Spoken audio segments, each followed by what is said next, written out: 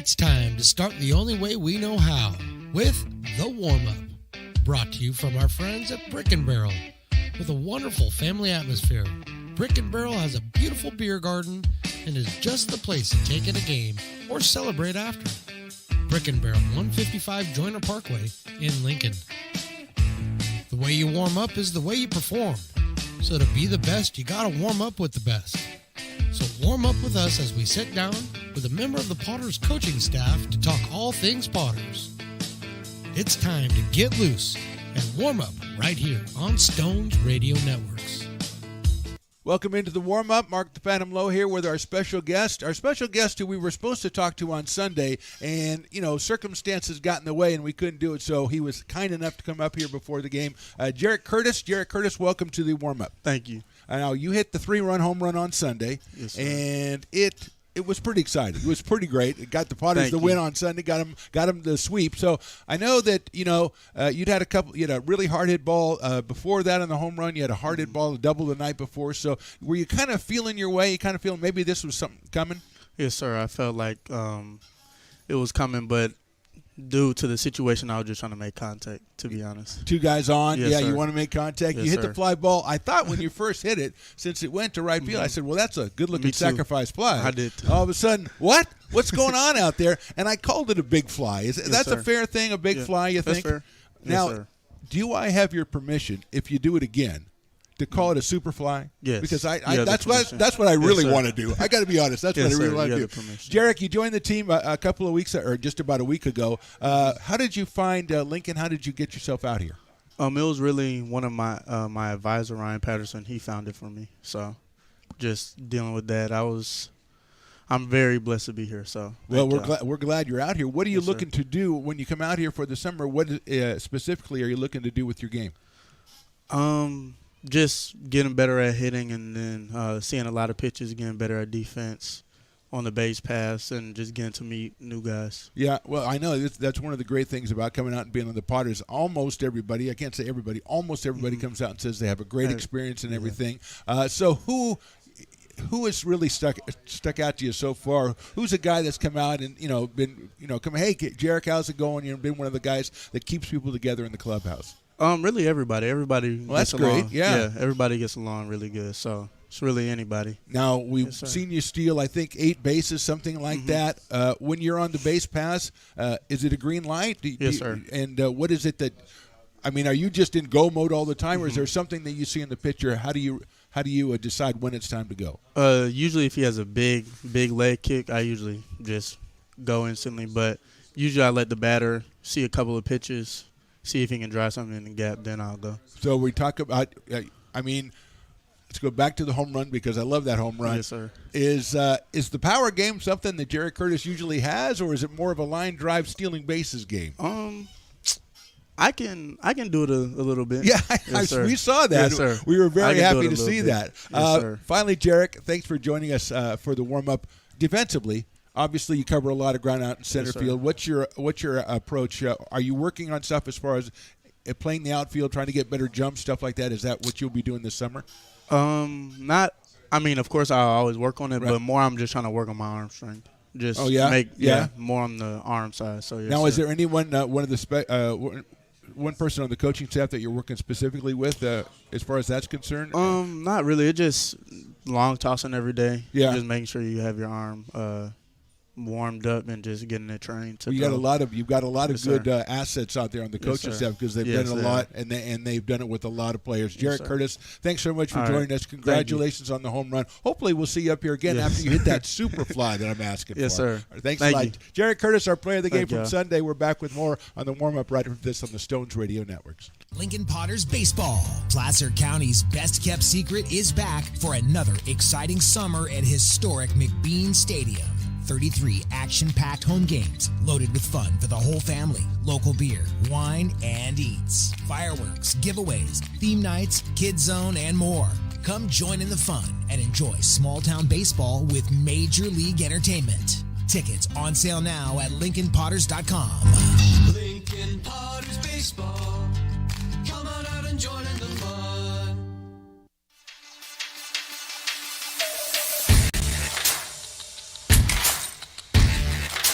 Gaspar's going back, still going back, still going back. He reaches up, and that one is out of here. A 2-run home run for Brandon Motherall. Line drive, center field, hit very well. Barnes goes back, still going back. He's not going to get it. It's down. 1 run scores. Here comes Roselle around third. They're going to send him as well. The throw's coming in. Cut off. It's a 2-run triple for Zach Chamiso. Breaking ball hit well to left field. It is gone. A home run by Clayton Coates, and he really turned on that one. That ball is way out of here. I mean, way out of here. A home run for Trey Fleury, number 2. And I think Trey has made a statement, and that statement is, I want to be the post-game guest on the Lincoln Potters broadcast on the Stones Radio Network. That ball's hit high. It is hit far. It is gone. A 3-run home run by J.T. Walden. High fly ball. That's well hit to left field. Brum goes back, still going back, reaches up. That ball is out of here. Brennan Roselle, the Fighting Zebra alum, pounds one to left field. The Potters lead this one 12-3, and somehow he's got the flag too. Potters fans, Potter up.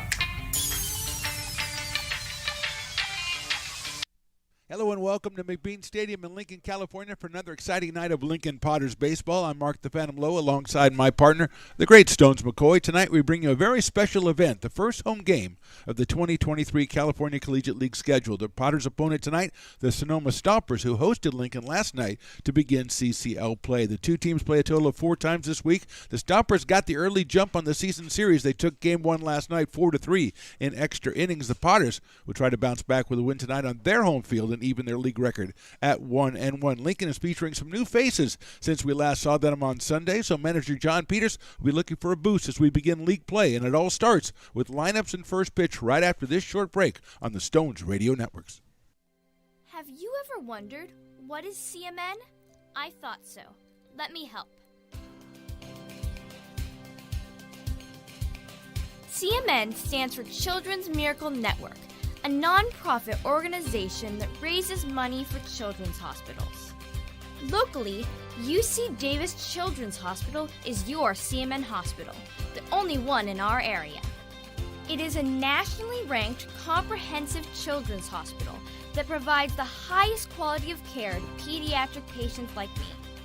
How is this level of care possible? With help from CMN donations.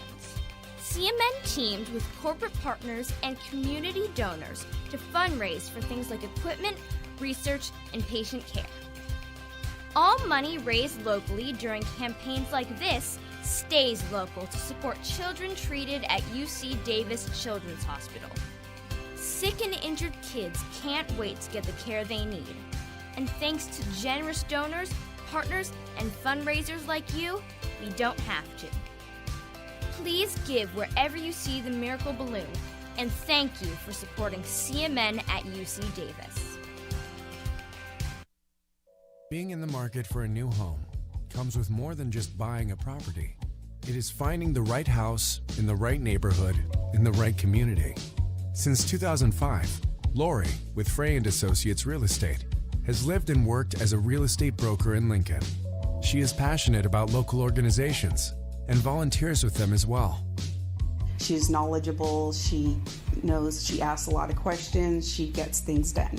We still learn a lot from Lori, and she's very helpful, very positive, and has been wonderful broker. We at Frey & Associates are your local hometown realtor, and we are here for you. Lincoln Potters baseball. Placer County's best-kept secret is back for another exciting summer at historic McBean Stadium. 33 action-packed home games loaded with fun for the whole family. Local beer, wine, and eats. Fireworks, giveaways, theme nights, kids zone, and more. Come join in the fun and enjoy small-town baseball with Major League Entertainment. Tickets on sale now at LincolnPotters.com. Lincoln Potters baseball. Come on out and join in the fun. And hello, everybody, and welcome to Lincoln Potters Baseball. Coming out and enjoy the fun. I was enjoying the fun a little too much before the game. We'll get more into that later. First Street School Choir just concluded the national anthem. As I look at my roster for the Sonoma Stompers, that's what I was doing. I don't know what everybody else was doing, as we've got the second game of the CCL season, the first home game for the Potters, and they do entertain those Sonoma Stompers, who came up with a 4-3 win last night over our Potters up in Sonoma in extra innings. So the Potters 0-1 in CCL conference play. We're looking forward to this first home game of the CCL season. Tonka Sousa is the pitcher, or Susak, is the pitcher for the Potters. He has taken his warm-up tosses. He will face the Stompers lineup that starts off with Brandon Marion, the shortstop, then Isaiah Velasco, the designated hitter, and Noah Rabin, the right fielder. Omar Gastelums is the catcher, batting fourth in. Derek Bartram, the left fielder.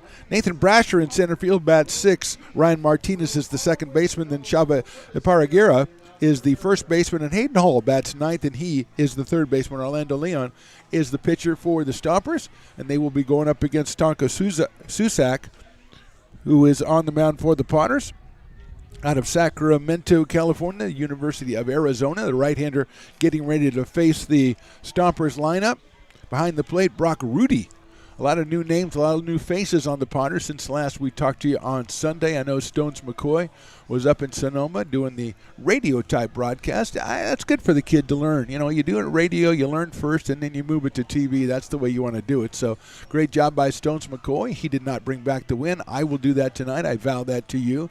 But there are a lot of new faces in the Potters lineup today. Zach Chamiso, a familiar one at short. Kate Sanchez at second. Jarrett Curtis in center. Ben Romano in right. A couple of the old familiars. Then we had Justin Olson, who was on the team last year. He is back from New Mexico. He is over at first base. So we'll get all those defensive alignments after the first batter, who's going to be Brandon Marion, the shortstop. Brandon came up with the RBI, the walk-off RBI to win it. He is out of Brentwood, California, Diablo Valley College for Brandon Marion. 2 for 3 last night. He scored a run. He drove in the winning run in the 10th inning when it went to the international rule. Runner at second base. Potters had runners at first and third with just one out, but couldn't score in that 10th inning. Here's Susak's first pitch, and it's inside to Marion for a ball. 1 ball and no strikes. A little bit of breezy night out here at McBean. A Wednesday night crowd settling in, which means they're going to the Brick and Barrel. That's high and inside again from Susak. A little bit over 90 miles an hour on the first 2 pitches. So just everybody getting set. I think it's ladies' night tonight. That's a fastball that catches the inside corner, but that might be on Friday. I don't know. You know, nobody tells me anything. Nobody tells me anything until 5 minutes before I'm supposed to do it, and then I have to go do it at considerable embarrassment to myself. We'll get into that in a minute. 2-1 pitch is chopped down the third base line. It's going to end up as a fair ball, I think. And it's off the glove of the third baseman, Braden Grantham. It looked like it was going to be a foul ball, a big chopper. Grantham had to come in and try to short hop it. Went off his glove, and Marion is on at first base. So it's Isaiah Velasco now, the designated hitter.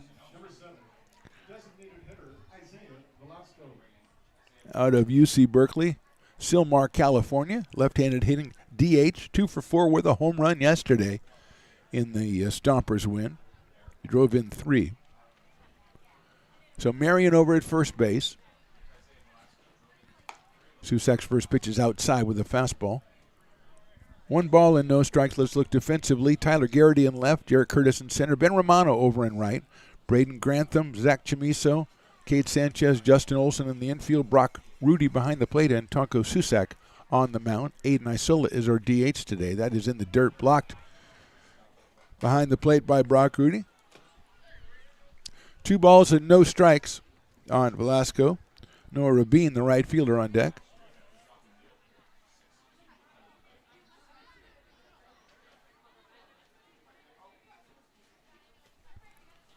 Check of the runner at first base to the plate. Swing and a miss on a fastball by Tonko Susak out of the University of Arizona in Sacramento, California.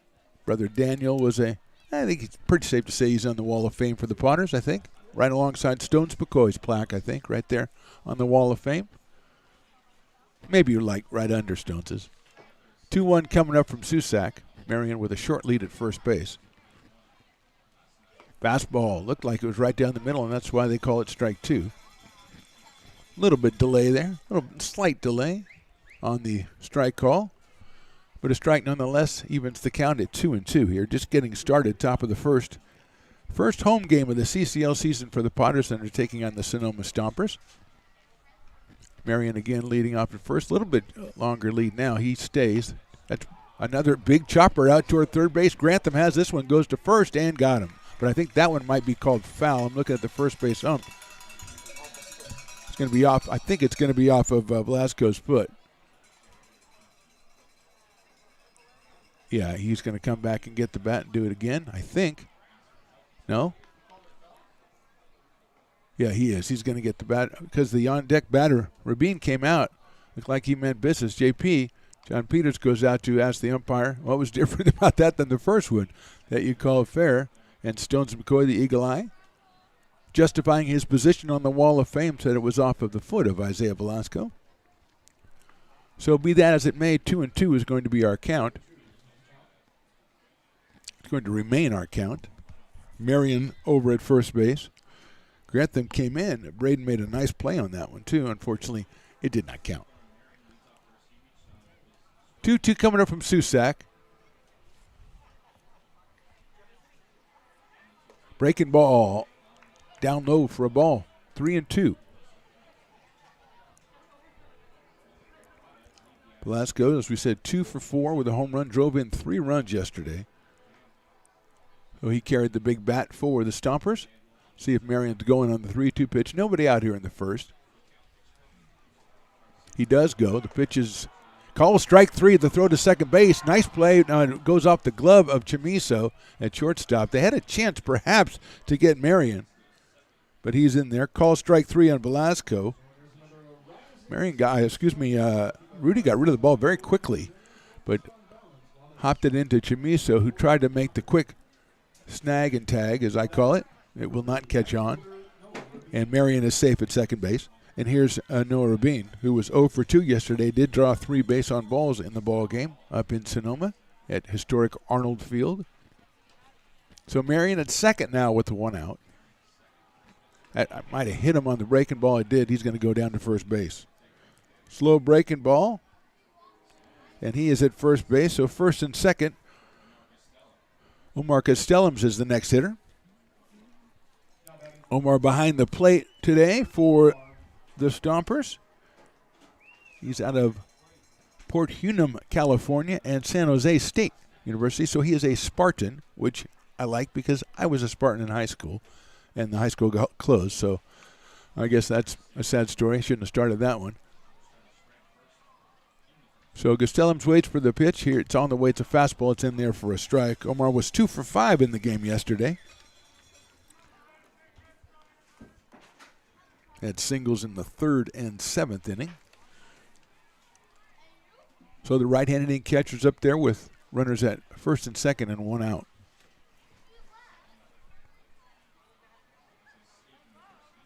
Look at second base. The pitch took something off that, swung on and missed. So quickly 0-2 on Castellums. Derek Bartram, the left fielder, on deck.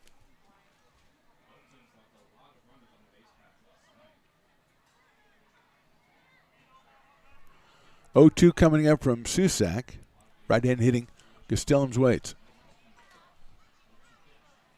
That's a fastball off the glove. It's a ball off the glove of Rudy, but not very far. And Marion has to stay at second base. He is at second after an infield single to open the game. Rabin was hit by a pitch. He is over at first base. The strikeout between the two for the first out of the inning. And now it's a 1-ball, 2-strike count on Castellums. That's lined out toward shortstop on the hop. Chamiso has it, flips to second for 1 to first. It's not going to be in time. If he comes up cleanly with it, he's probably got the double play, but Zach kind of bobbled it a little bit. Managed to get to second base, and Rabin is retired, but Marion moves over to third. So with 2 outs, it's Derek Bartram, the left fielder. Sophomore out of Fresno State. Out of Novato, California, Derek Bartram was not in the lineup yesterday. So making his first appearance of the CCL season. He's got runners at first and third and 2 outs. Fastball is in there for a call strike. 92 miles an hour from Taco Susak.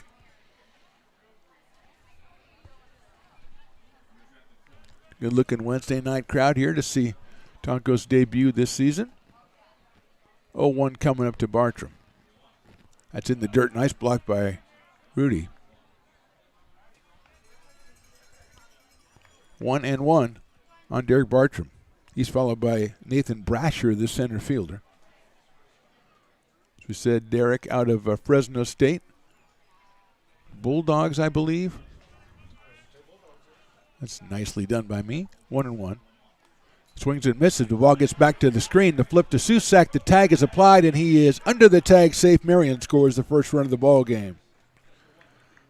It's a wild pitch. Swung on and missed, but out of the strike zone, nothing really that Rudy could do about it. Got to it quickly. Unfortunately, as often, it hit the backstop and bounced back. That one did not. It bounced up into the screen. He was on it quickly, but Marion was quicker, and he is the game's first run. Gastelms gets down to second base, and it's a 1-2 count to Derek Bartram.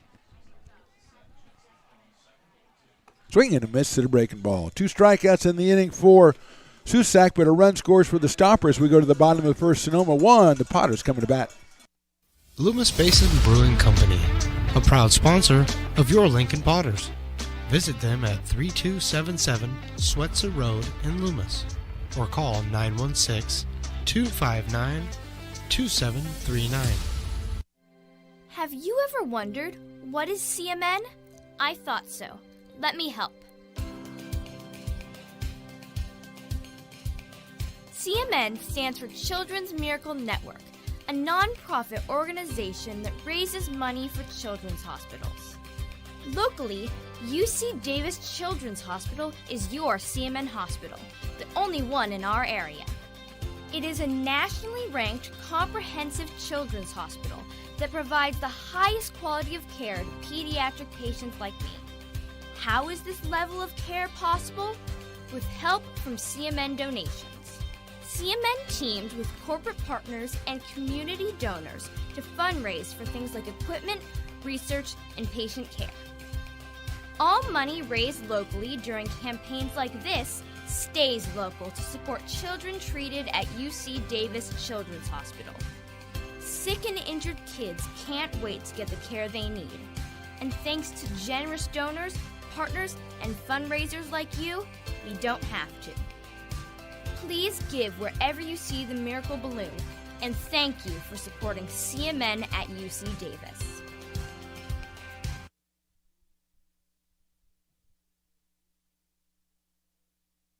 Lincoln Potters Baseball. Come on out and join in the fun. Bottom of the first, Stompers score 1 in their half. Orlando Leon is the pitcher. The right-hander will face a lineup of Potters that includes Zach Chamiso leading off, then Cade Sanchez batting in the numbers 2 spot. Aiden Isola is DHing today. He is hitting third.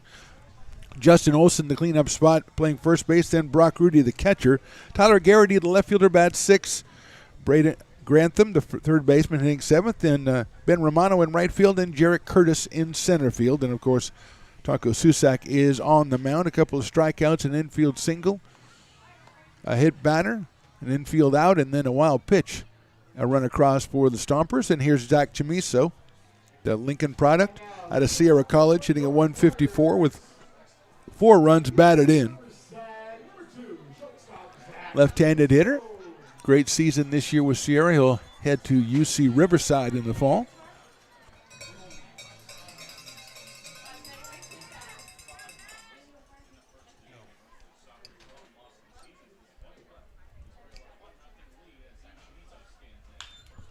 First pitch is on the ground to first base, handled by Parguera, and he goes and steps on the bag for the out. So Chamiso is out, ground ball to first base, and that'll bring up Cade Sanchez.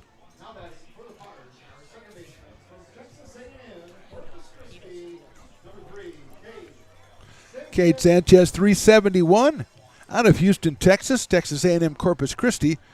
He has 11 runs batted in to lead the Potters, and he's up here against Orlando Leon. Fastball is in there for a call strike.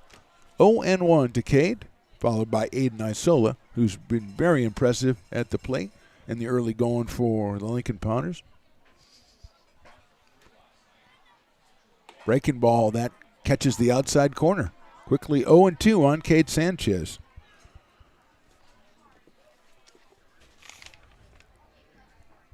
One for 4 last night for Cade. That one's outside, scored a run. 1 ball, 2 strikes. We're in number 3. Potters wearing their Expo blue? Baby blues. Oh, someone's got mad at me. I'm supposed to know that. My bad. That's check swing, and it's just a little bit outside. 2-2. Defensively, Omar Gastelums is behind the plate. Chava Pezaguera is at first base. Ryan Martinez at second.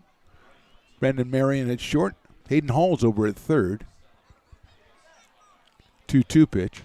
Chopped right back to the pitcher. Handled by Leon and over to first base for the out. A little bit unsteady on the handle, but he did handle it. Got him at first base. 2 outs and Aiden Isola coming to the plate. The Sac City product is hitting .343 this summer. 1 home run and 9 runs batted in. Completing the defense, Derek Bartram is in left, Nathan Brasher in center, and Noah Rabin in right for the Stompers. And here's Isola. Right-handed hitter against the right-hander Orlando Leon.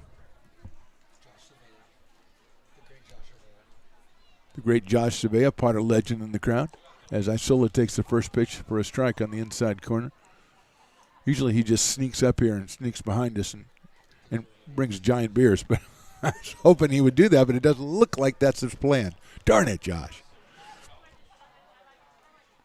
Fastball down low for a ball, 1-1 on Aiden Isola. If he starts something, Justin Olson, the big first baseman, who just returned to the Potter fold from University of New Mexico, he is on deck. That sails outside. 2-1 to Aiden Isola. Looks down at new manager JP, John Peters, considerably behind the third base coaching box with the powerful right-handed hitting Isola at the plate. 2-1 coming up. Chopped down that third base line, but it's a foul ball. 2 balls, now 2 strikes on Aiden Isola as he strides back to pick up the bat, and we do it again. 2-2. Stompers leading 1-0. We are in the bottom of the first inning here from McBean Stadium in lovely Lincoln, California, and the crowd is filling out very nicely for a Wednesday evening. Crowd has been fantastic this summer. Breaking balls popped up on the right side out of play. Just incredible support from the Lincoln fans. This, I believe, is the 9th home game of the season. Somewhere up around 11 or 1,200 average for the previous 8. 2-2 coming up again from Leon. That is outside for a ball, 3-2. As we talked about Isola, pretty good command of the strike zone for a young hitter. 3 balls and 2 strikes. Slightly open stance from the right side for Aiden Isola. Breaking ball is fouled down the third base line. Over by the Stomper dugout. Well, they don't have too many guys out in front, not yet anyway. So it didn't hit anybody. Checking out the VIP area, the kiln down the right field line. Yeah, this just looks like a heck of a place to watch a ball game. Popped up left side. Is he going to stay in play? Third baseman Hall going over, and he's not going to have a chance. So it's going to be over right by the bounce house, which I tell you, Stones, the Brick and Barrel backyard, down the first base line. If you go third base, you're going to make it to the bounce house. That's where it's happening, down the third base line.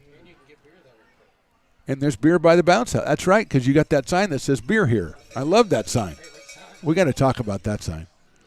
Inside ball 4, good at bat by Aiden Isola. Just a table and then a big piece of plywood or something that says beer here. And that's entrepreneurship in America these days.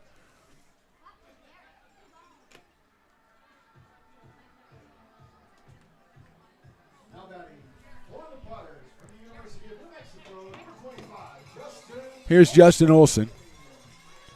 0 for 4 last night for the big left-handed right-hander, or first baseman.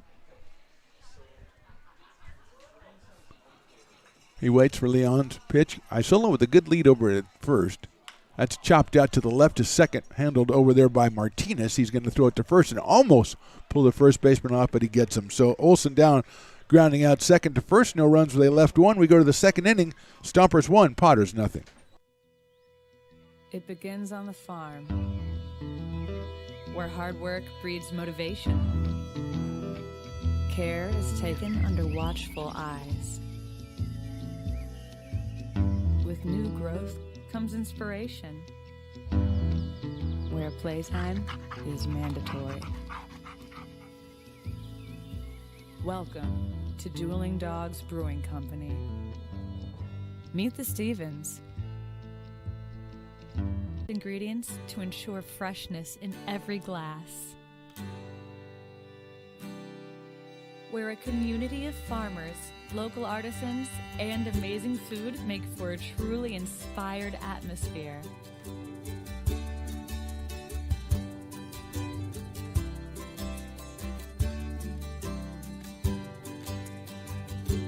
At the end of the day, we know the value of hard work.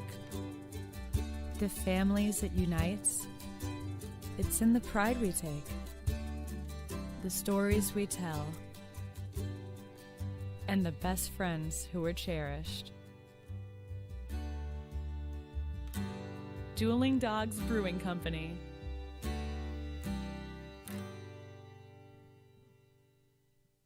Lincoln Potters Baseball. Come on out and join in the fun.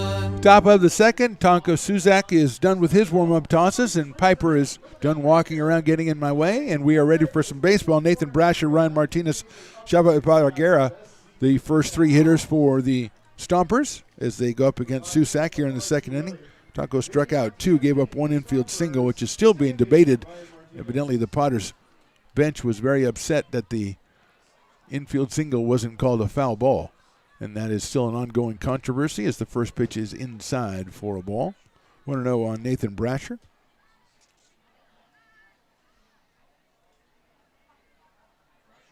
Out of Brown University. That's pretty impressive. Strike on the inside corner. It's one of them, their Ivy League schools from Encinitas, California. That's why I just wanted to show that I belonged in the Ivy League school, so I said them, their Princetons, 1-1 pitch. That is in there, call strike 2. I just want to show they made a mistake not admitting me. Yeah. First name, the, last name, Phantom. I want to get into Brown University. Them, their Brown University. That's in there, call strike 3. I'll call it first before the umpire, and the throw to the first baseman goes all the way into right field because we were all so excited about it. So Brasher is out on strikes, and Ryan Martinez coming up to the plate. Ryan was 0 for 4 in yesterday's game. He's out of Towson, Maryland, and University of San Francisco, like Kai Burdick of the Potters, but probably not quite as tall. Yeah, he's basically a foot shorter at 5'10".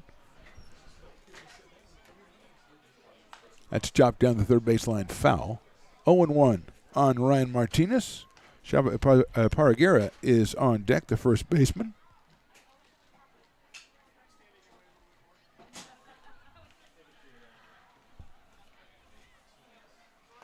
Check swing, it is, I'll say low. I heard somebody say low, so I'll say low. Check with the first base umpire. He doesn't like us already, so he said no, he didn't swing.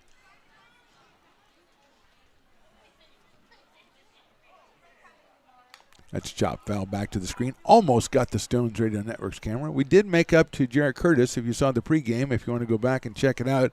Curtis was supposed to be our player of the game on Sunday, but one strike before the last out, the foul ball knocked Stones' home plate camera out of commission, so we weren't able to talk to Jarrett, so we did so today. Great meeting him. 1-2 pitch. Look out for the bat. That is going about 60 feet. About as far as he got down to first base before Rudy threw him out. So 2 strikeouts in the inning for Tonko Susak, and that'll bring up Shaba Iparraguera, the first baseman out of Bakersfield, California. Decided, I live in Bakersfield. Where am I going to go to college? I'll go to Chico. So he went to Cal State Chico. which I've been to Chico on many occasions. It's an interesting place, especially around the college. But that was a long time ago, and I'm sure it's different now. So Paragera coming up here with 2 outs. Susak now with 4 strikeouts. That's hit sharply out towards shortstop. He's going to be backhanded by Chamiso. Long throw across the diamond. He gets some nice play, Zach Chamiso. Nice inning, Tonko Susak. We go to the bottom of the second. Padres trail 1-0.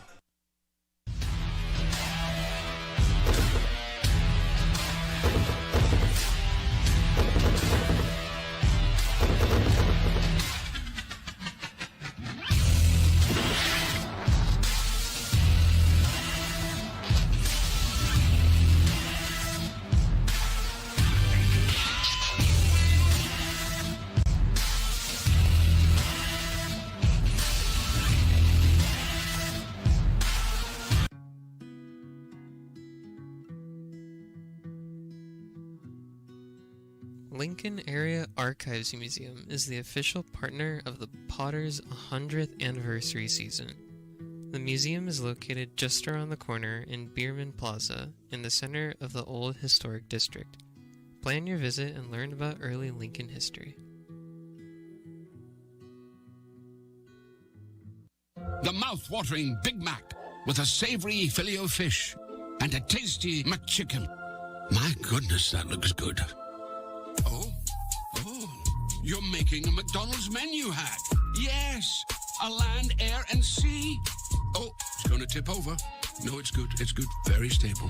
Order the land, air, and sea by name. Build it by hand. Lincoln Potters Baseball. Come on out and join in the fun.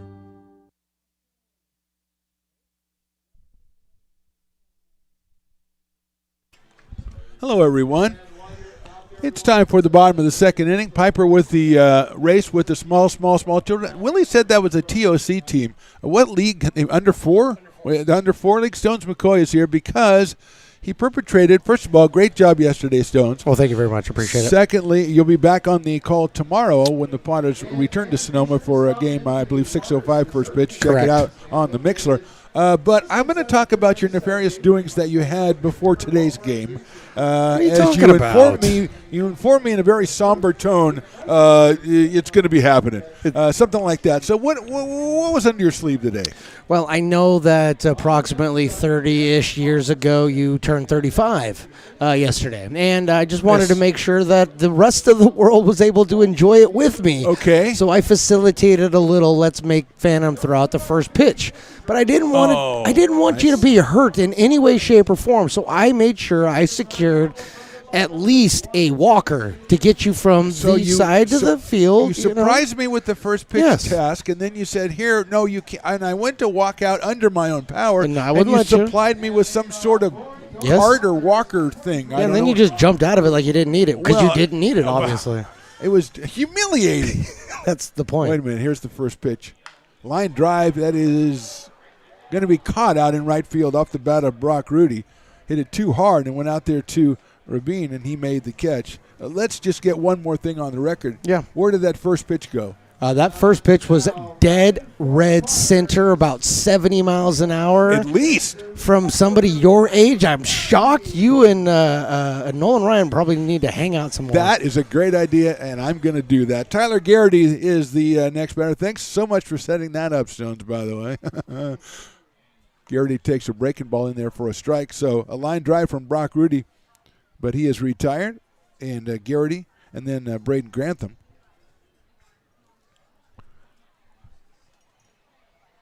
Swing and a miss to the right-hand hitting Garrity, who's out of University of Kansas, Seneca, California. 0-2.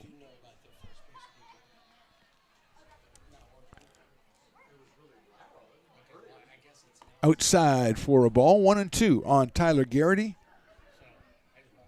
Brock Rudy out of Walnut Creek, California, University of Hawaii. He has hit the ball on the nose, but he is the first out here in the inning. 1-2, and that's down low. 2-2 on Tyler Garrity. Braden Grantham, then Ben Romano for the Potters. Leon with the 2-2 pitch, breaking ball high, ball 3.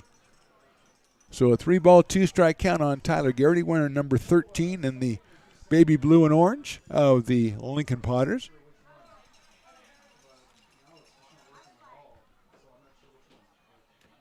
Breaking ball swung on and missed.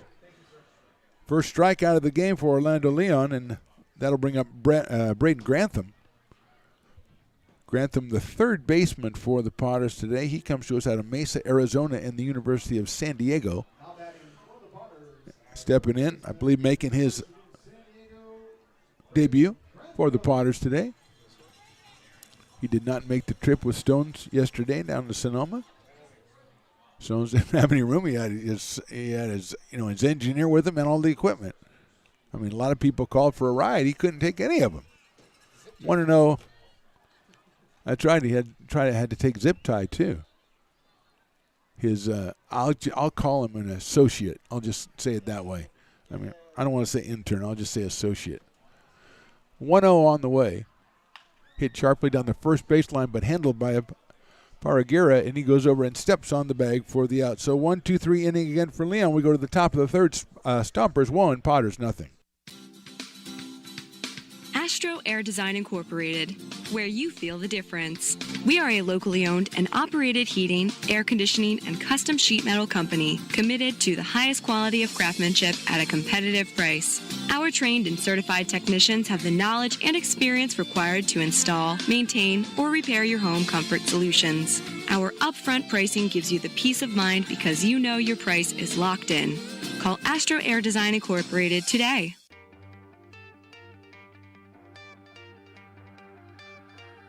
Gooseport Public House. We have sports on 10 big screen TVs, 23 beer taps with classics and crafts, a full bar with creative craft mixed drinks, live music, and most importantly, great fresh food. In downtown Roseville off Vernon Street, only 15 minutes from the ballpark. See ya at Gooseport.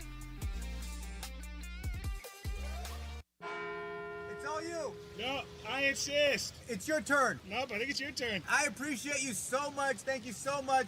Go. I appreciate your appreciation. It fills me. Safe drivers save money with Farmers. Just for driving safely? It's a Farmers policy perk. Get Farmers and you can get a safe driver discount simply for having a clean driving record for 3 years. Come on. After you. After you. Safety first. Get a whole lot of something with Farmers policy perks. We are farmers. Bum, bum, bum, bum. Lincoln Potters baseball. Come on out and join in the fun. Top of the third, Stompers lead 1-0. I hope you're watching the Stones cam during the intermission there as the axe throwing contest. I think that was the first time someone ever hit every axe on the board, a perfect score, and I'm criticizing them when they don't do well, and I have to give them their props. And the other contestant got one, and also had one, I think, bounce off or something. So well done to those two. They should get free tickets to a future Potters game. That's what I'm saying. That'll motivate people to practice up their axe throwing skills. Hayden Hall comes to the plate. First pitch by Susak is a fastball right down the middle at about 92. Strike one.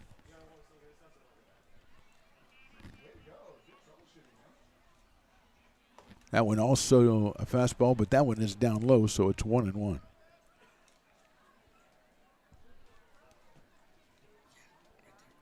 One ball, one strike. That is in there, call strike two. 1 ball and 2 strikes on Hayden Hall. I believe he's the Dueling Dogs batter. So 50% off Dueling Dogs product were he to strike out, ladies and gentlemen. Fastball swung on and missed. Susak with his 5th strikeout through the first 9 hitters. And it's Brandon Marion who had an infield single to lead off the game, a very controversial single, as most of the Potters, including manager John Peters and everyone in the dugout, thought it was a foul ball. But it was tried to short hop at third by Grantham, and Marion beat it out. He later came around to score the game's only run.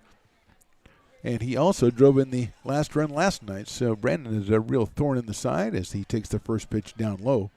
1-0. Isaiah Velasco on deck. Fastball's chopped down the third base line again. That's a fair ball. Picked up by Grantham. Nice throw across the diamond to get him at first base. Braden Grantham, an excellent play. Deep behind third base to throw out the speedy Brendan Marion at first base. So 2 outs, and Isaiah Velasco comes to the plate. He struck out looking his first time up. Isaiah's out of UC Berkeley in Sylmar, California. 2 for 4 with a home run last night for the left-hand hitting catcher. He is DHing today. Struck out looking back in the first inning on a 3-2 pitch that was a call through strike, and I don't think he thought it was strike 3. Susak's first pitch is down low for a ball. 1-0.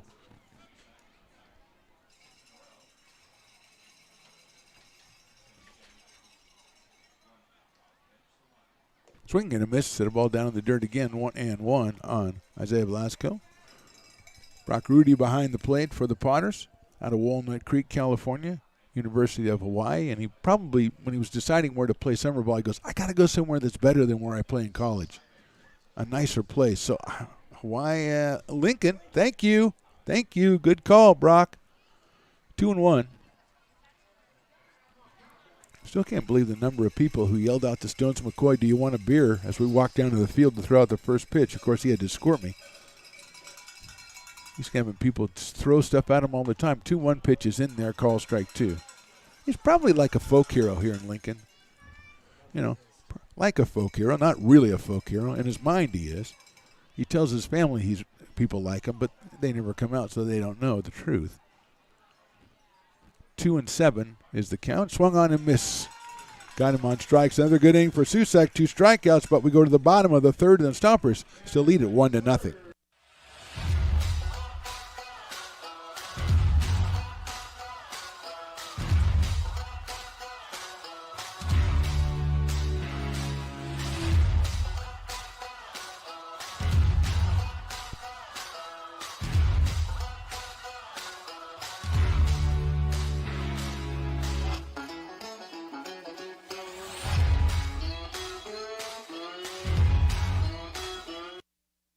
Being in the market for a new home comes with more than just buying a property. It is finding the right house in the right neighborhood in the right community. Since 2005, Lori, with Frey & Associates Real Estate, has lived and worked as a real estate broker in Lincoln. She is passionate about local organizations and volunteers with them as well. She's knowledgeable, she knows, she asks a lot of questions, she gets things done. We still learn a lot from Lori, and she's very helpful, very positive, and has been wonderful broker. We at Frey & Associates are your local hometown realtor, and we are here for you.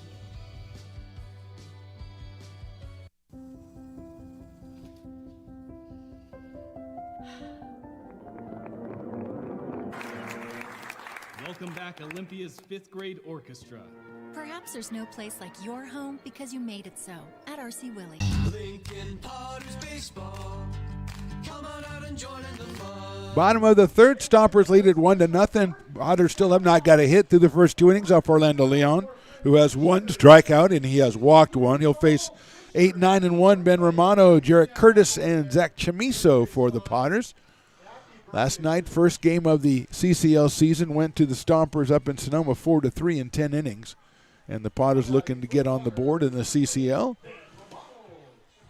Here's Ben Romano, 125 on the years, has a home run.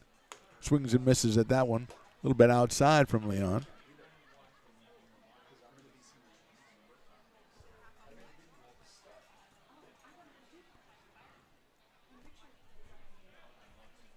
That's outside for a ball. It says 0-5 on the scoreboard, so I was going to say it, and you won't let me because I said 2-7 last inning, because it said 2-7.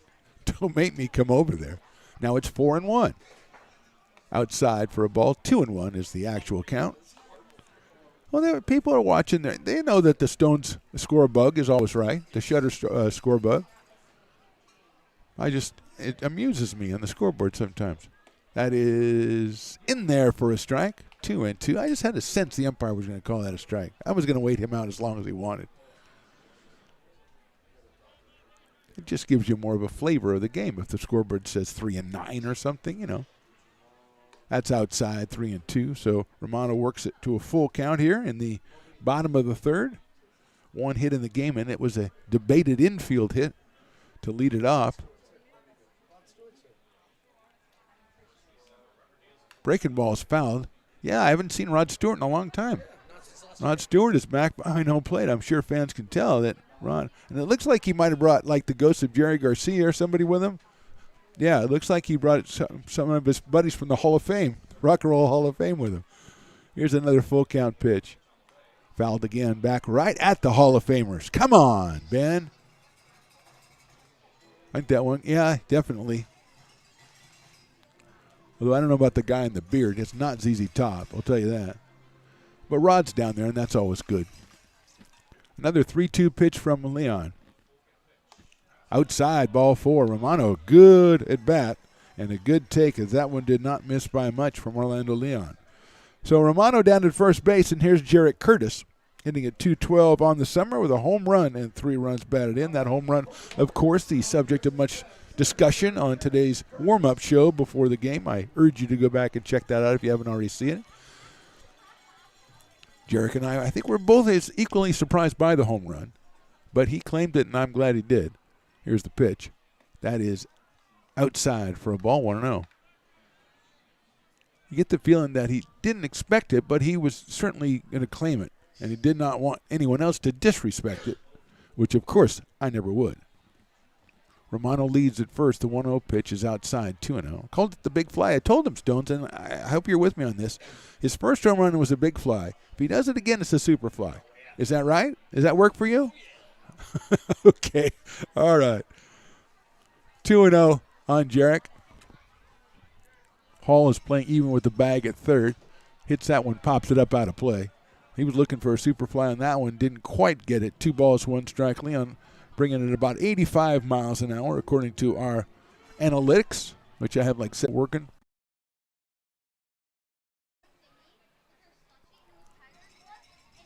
Two balls, 1 strike. We're in the bottom of the third. Big breaking ball's high, 3-1. So Curtis has worked to count into his favor as he checks down with JP at third base, and he goes through the motions and sends the signals out so that Ben Romano knows what's going on. From a strategic standpoint, that is. 3-1 pitch coming from Orlando Leon. Inside, ball 4. So a couple of walks to open up the bottom of the third for the Potters, and now Zach Chamiso to the plate. Zach grounded to first his first time up.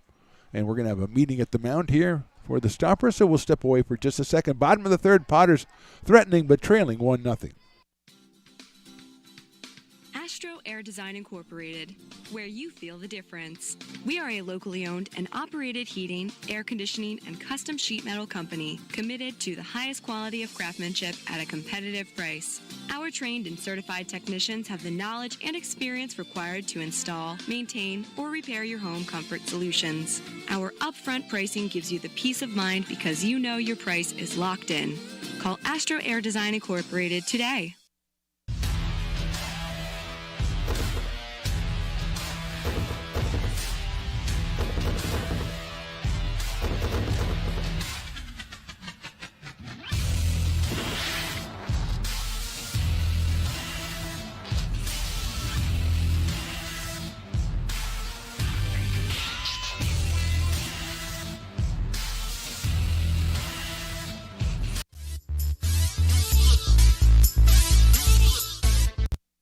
Zach Chamiso up to the plate as the meeting is over. Nobody out, 2 on. And Zach, as we said, grounded out to first his first time up.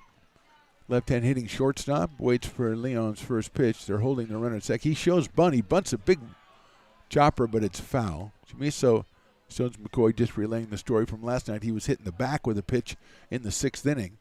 And was a little worse for wear. Struck out his last time at the plate. Don't know if that affected him, but that's something to keep in the back of the mind. Although Zach, of course, as we all know him from watching him play on the Potters and elsewhere, that he's going to be out there. You're not putting him on the bench. So Hall moving in at third base. Paragera behind the runner at first. 0-1 coming. He shows bunt again. He bunts it back to the pitcher who calls it and going to go to third with it. Throws it away. Here comes Romano. He will score. Curtis is coming down to third. He will stay at third as the Potters have tied it up on a throwing error by Leon. and a Chamiso sacrifice.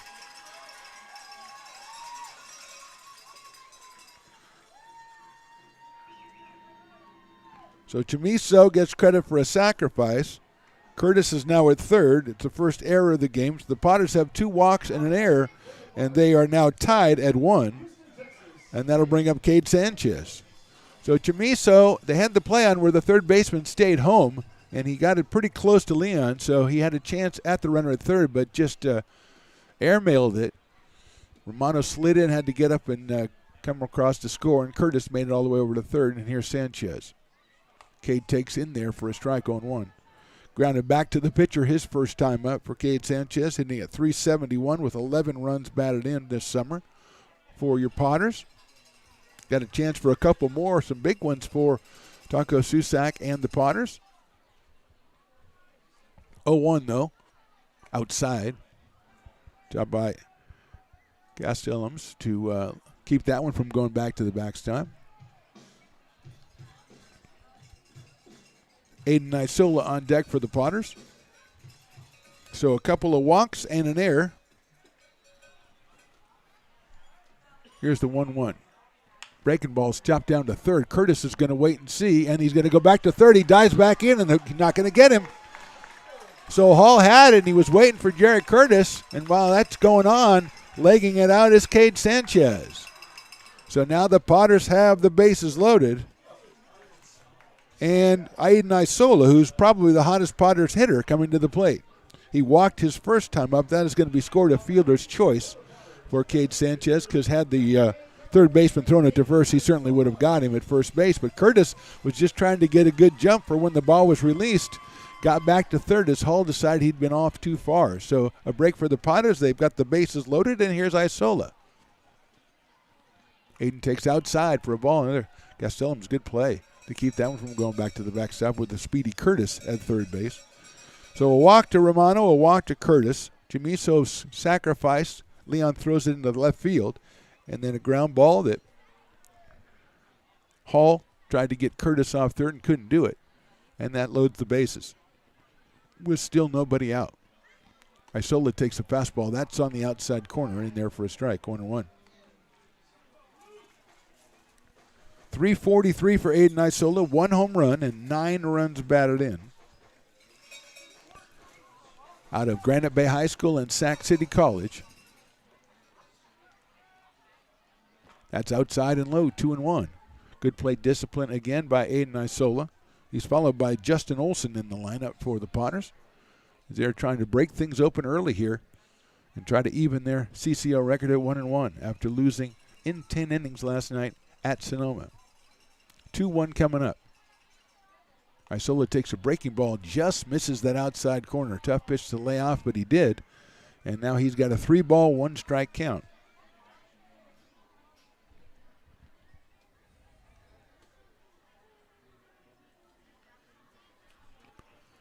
Leon from the stretch, 3-1 pitch. It's chopped up the middle, second base. Shortstop flips it to second for 1, over to first. Too high, gets away.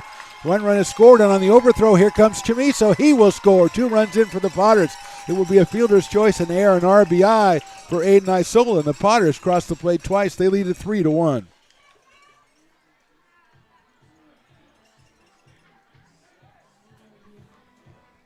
So Curtis scores. Chamiso comes around to score. Sanchez is retired at second base. It was an excellent play by Marion. Then he flipped it to second to Martinez. The throw got away at first base, and here's Justin Olson. 1 out in the inning, 3 runs across, still without benefit of a hit. And at first base now is Aiden Isola. Picked up his 10th RBI on that one.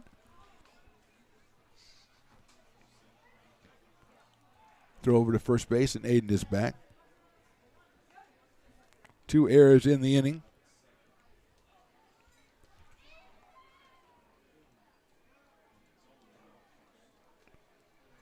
For the Stompers. Breaking ball. It's in there for a strike. Olsen had a thought at it, decided to let it go, and it was in there for a strike, 0-1.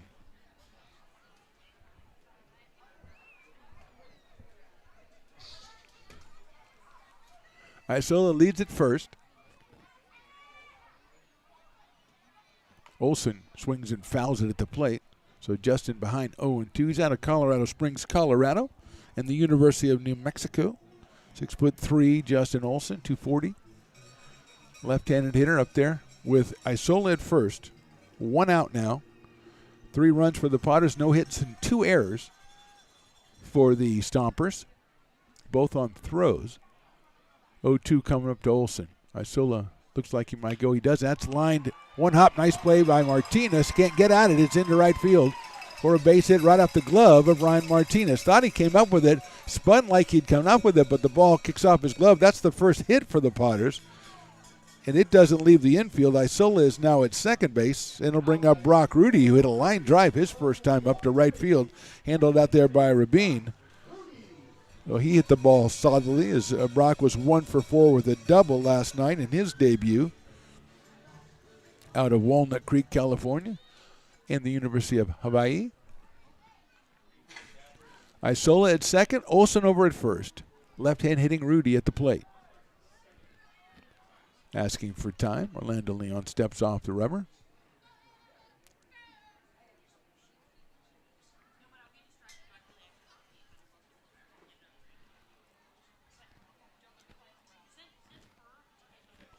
That hit Brock Rudy, so he will go down to first base, and this inning just keeps getting weirder. Loads the bases as Isola moves to third, and that'll bring up Tyler Garrity, who struck out his first time up. We've got a walk and then a walk, a sacrifice with an error on the throw, and a fielder's choice with an error on the throw. Then a single and a hit by pitch, and throwing another fielder's choice in there just for good measure.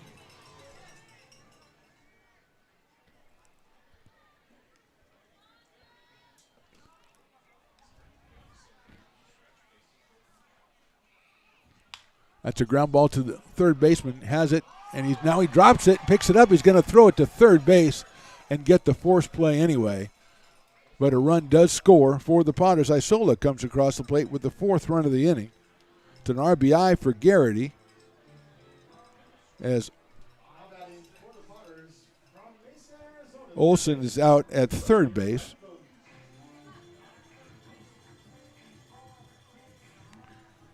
So Grantham is the 9th hitter of the inning. 4 runs across for the Potters. They have 1 hit.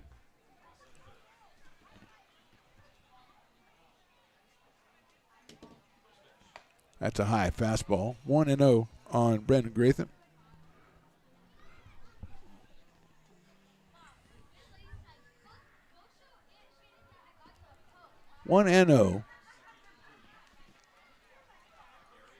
He shows bunt, butts it down the third base line. If it stays fair, which it does not do, he would have had to beat it out. So Braden Grantham with a good try at a bunt down the third base line, but a little too much spin on it. Christian Klosterman, the sophomore out of Kenyatta College, is warming up in the bullpen for the Stompers, who have had a pretty ugly inning defensively in this one with a couple errors. 2 walks and a hit batter, and 3 fielders' choices, and a sacrifice. So a lot of going on in this one. Runners at first and second here. And Grantham at the plate. That one catches the outside corner off speed pitch, 1-2. That one right around 71 miles an hour.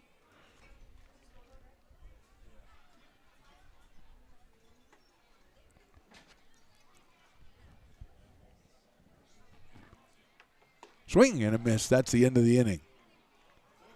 4 runs on 1 hit, 2 errors, and they leave a couple. We go to the top of the 4th. Potters back on top, 4-1. Old Town Pizza, a proud sponsor of your Potters baseball, will deliver you a slice that you won't soon forget. Come see why they've been voted the best of the best 12 straight years. Visit otpizza.net to get yours today. But don't take it from me. I think Old Town Pizza should be expanded through the state or even through the country because it's so delicious.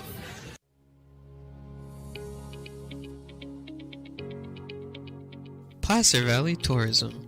Our mission is to increase the health of the hotel industry through occupancy and average daily rate in Roseville, Rockland, and Lincoln. proud partner of the Potters in the 2023 West Coast World Series Tournament from August 8th to 11th.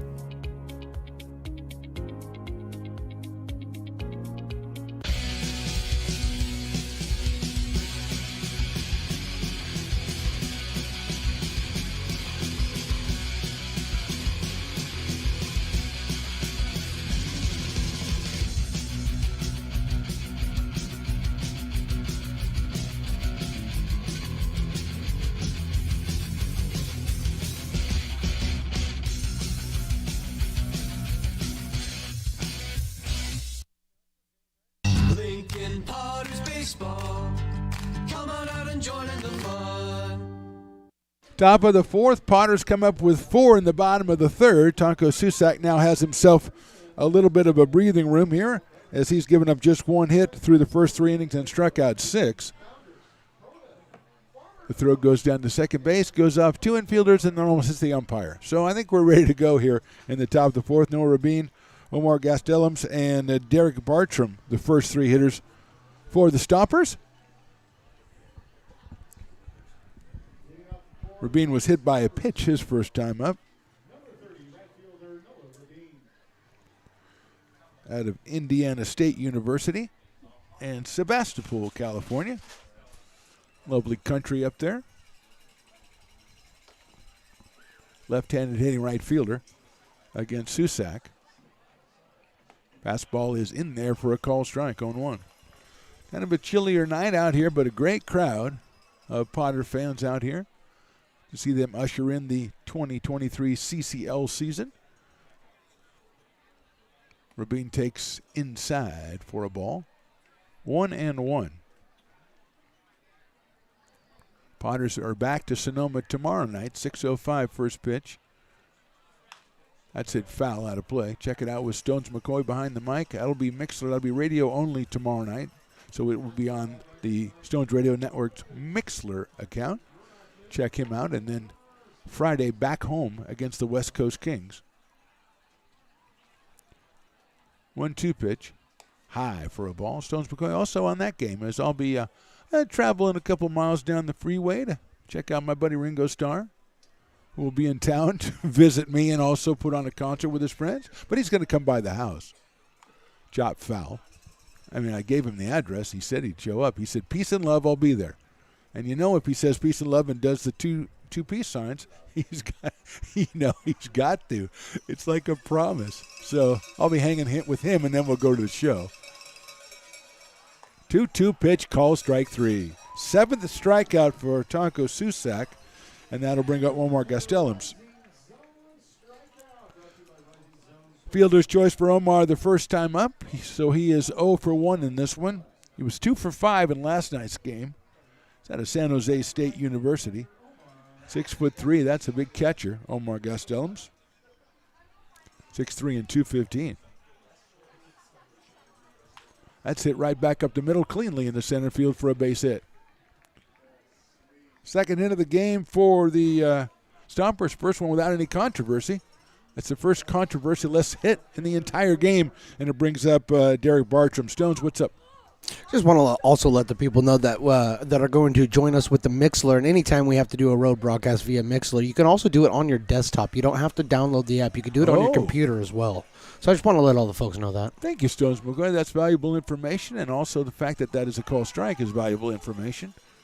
So they just open up their computer, and it just says Stones Radio Networks on it, yes, and just type it in, and then you can go. Fantastic, because you want to follow the Potters when they leave the friendly confines of McBean Stadium and my dulcet tones. Stones is a little sharper, he's obviously more alert and everything, younger, much younger, quarter of a century probably. Anyway, 0-1. That's a breaking ball's lifted down the right field line out of play over by the Parking Lot Potters. Stones, come back on and tell us about the Parking Lot Potters menu for tonight. Oh, man, boy. I really couldn't. Excuse me. Yeah. First of all, kind of explain quickly what the Parking Lot Potters are for our new listeners and watchers. Parking Lot Potters are the most dedicated Potters fans that have ever been here. They come pregame, especially on the weekends, and they barbecue for the staff. foul down the line. They barbecue for the staff, and that's all. It's not like they just come out and they barbecue for themselves. They No. literally plate and box. They bring you silverware and napkins and the whole. And tonight I got a beer with it. So I mean, Oh, yeah, I know. That's right, because he yelled at you when we went out to the field, and you graciously accepted his offer of a beer. We got a 0-2 pitch coming up, and then we'll finish that. Swung on and missed the throw down to first base to try to double the runner off, not in time. But the strikeout of Bartram, 2 outs in the inning, and Nathan Brasher's coming up. So Stone's today's menu is, again, he brings up them in cartons like you take out containers, and you don't know what's in them until you open them. And today, what was in them? Oh boy, I'm still I a know you are. little on fire. I saw that. We had some super fire cayenne salmon, grilled salmon. That was just absolutely to die for, and then grilled pineapple with the You cayenne love that. pepper. You love man. that. Yeah, and corn on the cob with some cayenne. You love what he does. Breaking ball's in there for a strike. You love what he does with the fruit. Oh, absolutely. I mean, a little spicy fruit in my life is not a bad thing. What's your favorite? The peach is by far. Yes, the Stone's Peach. we Yes, call sir. it. It's a special Stone's Peach. Okay, go back to whatever it is you were doing before. 0-1 on Brasher. Breaking ball again, catches the corner again. 0-2 on Nathan Brasher. 8 strikeouts through 3 2/3 innings for Tonko Susak, the Arizona product, or actually Sacramento product, who now goes to Arizona. Here's the 0-2 pitch. In the dirt. Nice block by Rudy.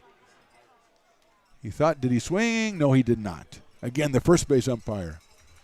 Of course, I know he didn't swing, but still he could have said he did. 1-2. Stompers out hitting the Potters 2-1. Potters leading the game 4-1. 1-2 pitch coming up from Susak. Fastball's fouled out of play by Nathan Brasher, the center fielder.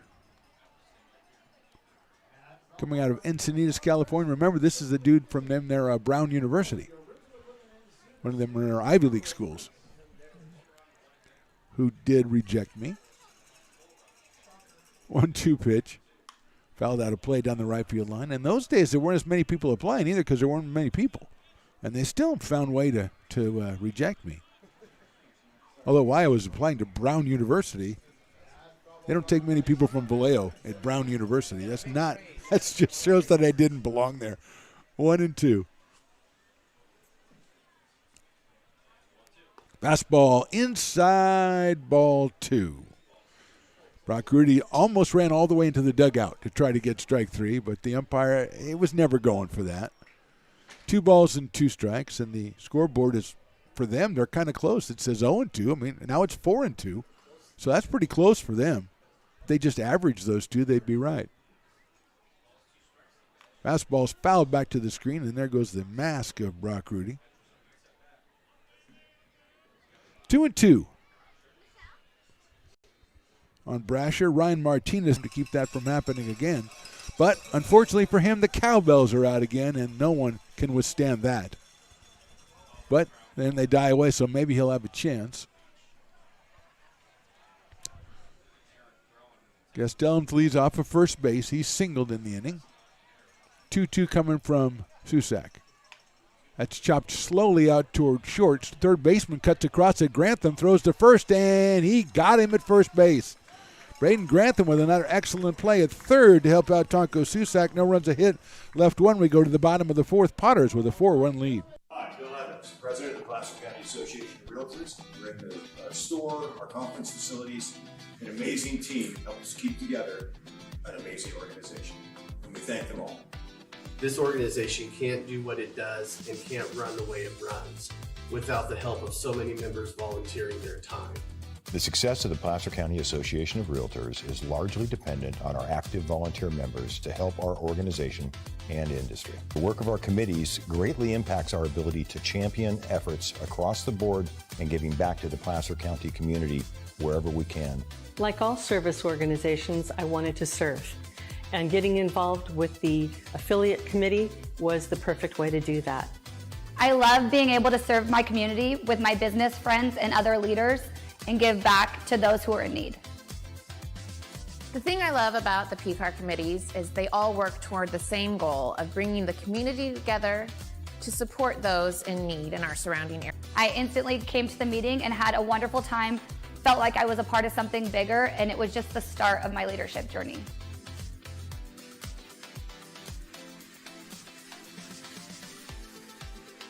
Loomis Basin Brewing Company, a proud sponsor of your Lincoln Potters.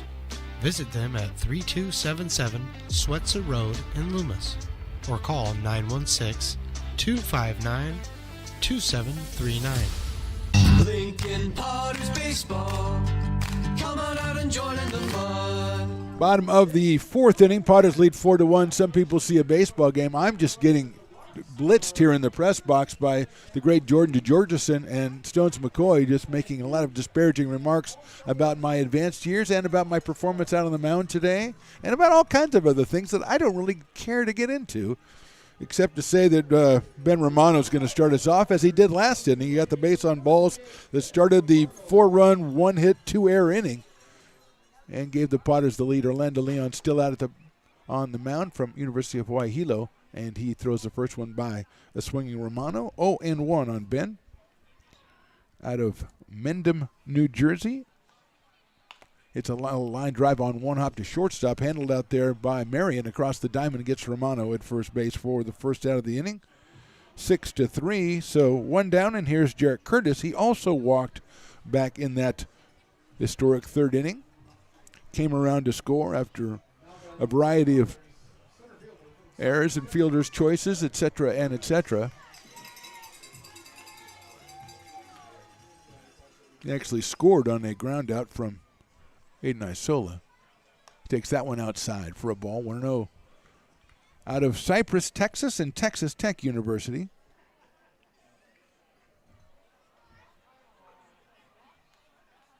Curtis hits that one down there to the left to third base and into left field for a base hit.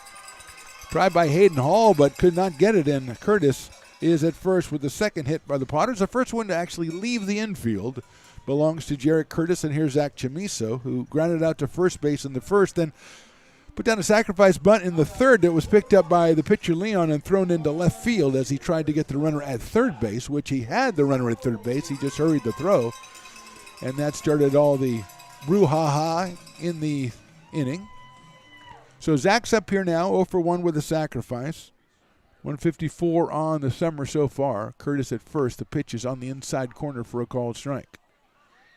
We talked to Jarrett Curtis today, and he talked about his base stealing and likes to let the batter see a pitch or two and get him a chance. And so let's see if that is put into practice as Cade Sanchez on deck for the Potters. Curtis with a pretty good lead. He's going to get a throw from Orlando Leon. And he is back safely. Paragira, the first baseman, laying the tag on, but a little bit too late. So Chamiso, the left-handed hitter, waits. There goes the runner. The pitch is outside. The throw to second base, and it looks like he is in there with a head-first slide. Excellent throw by Gastelums, but just Curtis too fast, and he got in there for the stolen base. Head first under the tag from Brendan Marion at shortstop. So Chamiso now has a runner in scoring position. Believe it's 1-1. Let's see if we can get it. Yes, I think it's 1-1 on Zach Chamiso. I think that's Jarrett's 9th stolen base of the year. Chamiso takes inside another great stop by Gastelums to keep that one from going back to the backstop and allowing Curtis to advance 90 more feet. 2-1 on Zach Chamiso. The umpire, unfortunately, is looking at the scoreboard, and usually when umpires look at the scoreboard and they see the count is wrong, they put up the real count. Well, the count is always wrong on the scoreboard, so he is working overtime. Big breaking balls. Call strike 2. Jack did not care for that, really, but that evens the count at 2.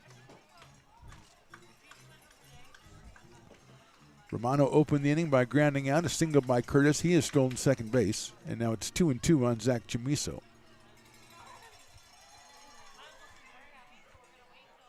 Breaking ball is hit to the right of shortstop. Marion has. He's going to take his time across the diamond, and he is out at first base. Good play by Marion to get Chamiso by a half a step at first base as Zach legging that one out. But he is the second out of the inning, and Cade Sanchez will be the next hitter. Cade is grounded back to the pitcher, hit into a fielder's choice, so he is He had a ground ball to third that Hall got and was going to throw it to first, but then Curtis was dancing off a third, and Hall decided to go after Curtis, and Curtis got back, so Sanchez reached base. There goes Curtis to third, step off the bag, throw to third, and it's off the bag itself, and Curtis steals third. And that one was, he took off when Leon was in the stretch still, anticipating the throw to the plate, but Leon caught on a little bit too late, and by the time he got it over there, even if the ball was handled cleanly at third by Hall, he would have been safe, and he was as the ball bounded away. So at third base is Curtis, still 2 outs in the inning. And here's Sanchez. Outside for a ball, 1-0. Aiden Isola, the designated hitter, on deck for the Lincoln Potters, who lead this one 4-1. We're in the bottom of the 4th inning. Curtis singled, sold second, stole third. He's over there now with 2 outs. That's chopped to third base. Hall has it. Takes a step, throws it across the diamond, and gets him by a step at first base. So no runs, 1 hit, and 1 left after 4. Potters lead this one 4-1 as we're going into the top of the 5th inning. We'll see if Tonko Susak is still on the mound for the Potters, as he has accumulated 8 strikeouts through the first 4 innings. We'll take a break. Coming back with the top of the 5th. Potters leading 4-1.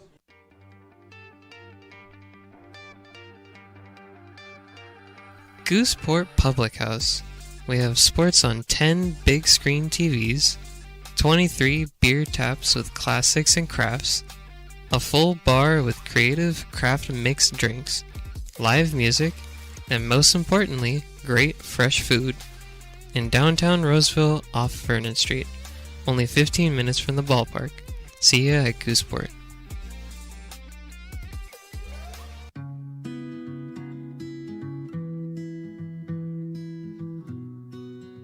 Lincoln Area Archives Museum is the official partner of the Potters 100th anniversary season. The museum is located just around the corner in Bierman Plaza in the center of the old historic district. Plan your visit and learn about early Lincoln history.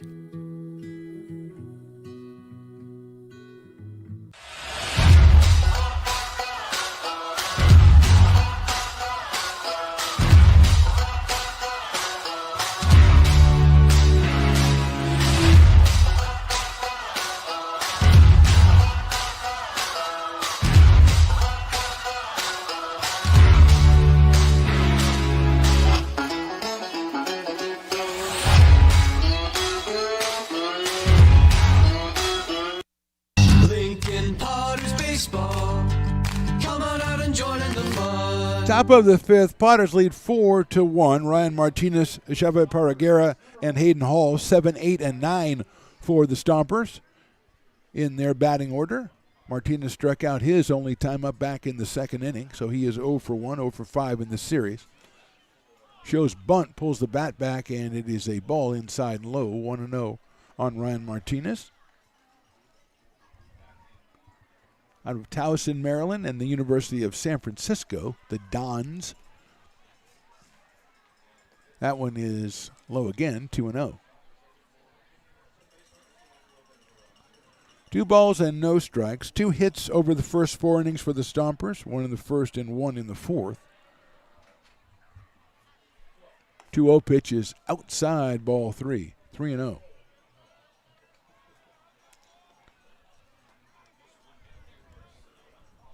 3 balls, no strikes. That's right down the middle for a strike. 3-1 from Tonko Susak. Sacramento's right-hander by way of University of Arizona against Ryan Martinez here. Swing and a miss, an inside fastball. 3 balls and 2 strikes now on Ryan Martinez.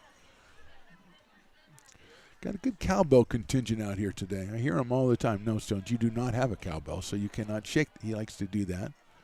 Pretend he's part of the crowd. 3-2 pitch, a little curveball is grounded down to third. Grantham has it across the diamond, and he throws that one, and Olson gets it and tags the runner as he crosses the bag. Good play by Justin Olson down at first base, and Martinez was retired, and that brings up Chava Paragera, the first baseman. He's out of Bakersfield, California, and Cal State Chico, right-handed hitter. Grounded to short his first time up.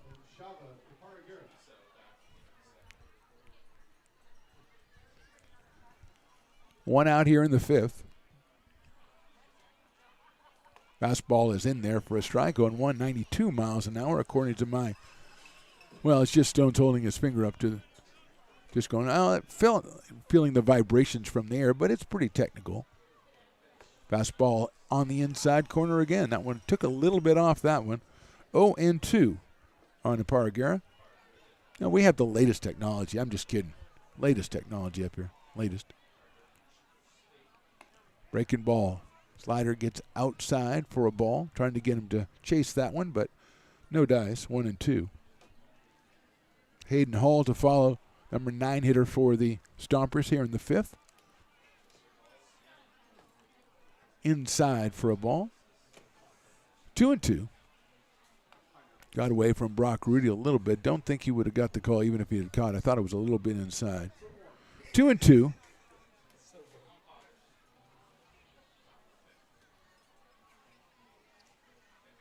Check swing, did he go? I say he did. Call strike 3.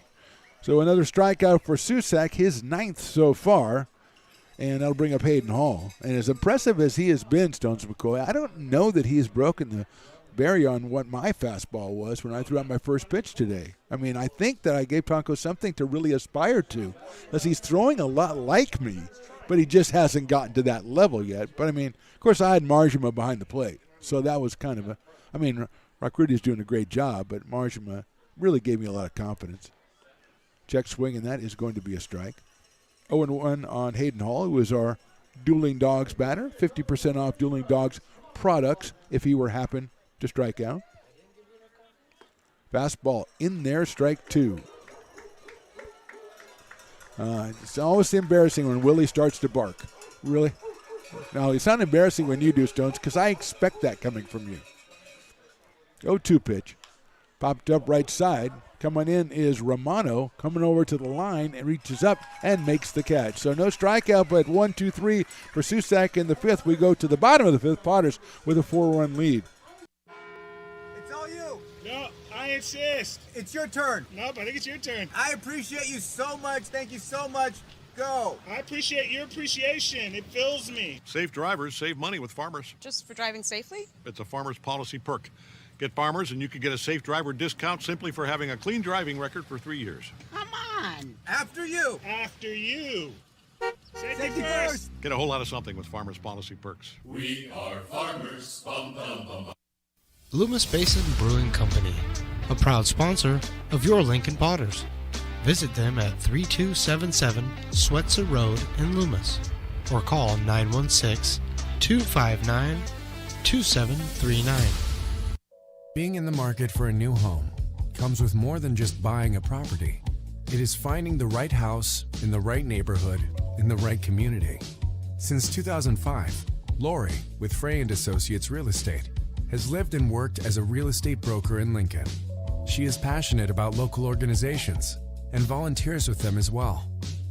She's knowledgeable. She knows, she asks a lot of questions. She gets things done. We still learn a lot from Lori. And she's very helpful, very positive, and has been wonderful broker. We at Frey & Associates are your local hometown realtor, and we are here for you.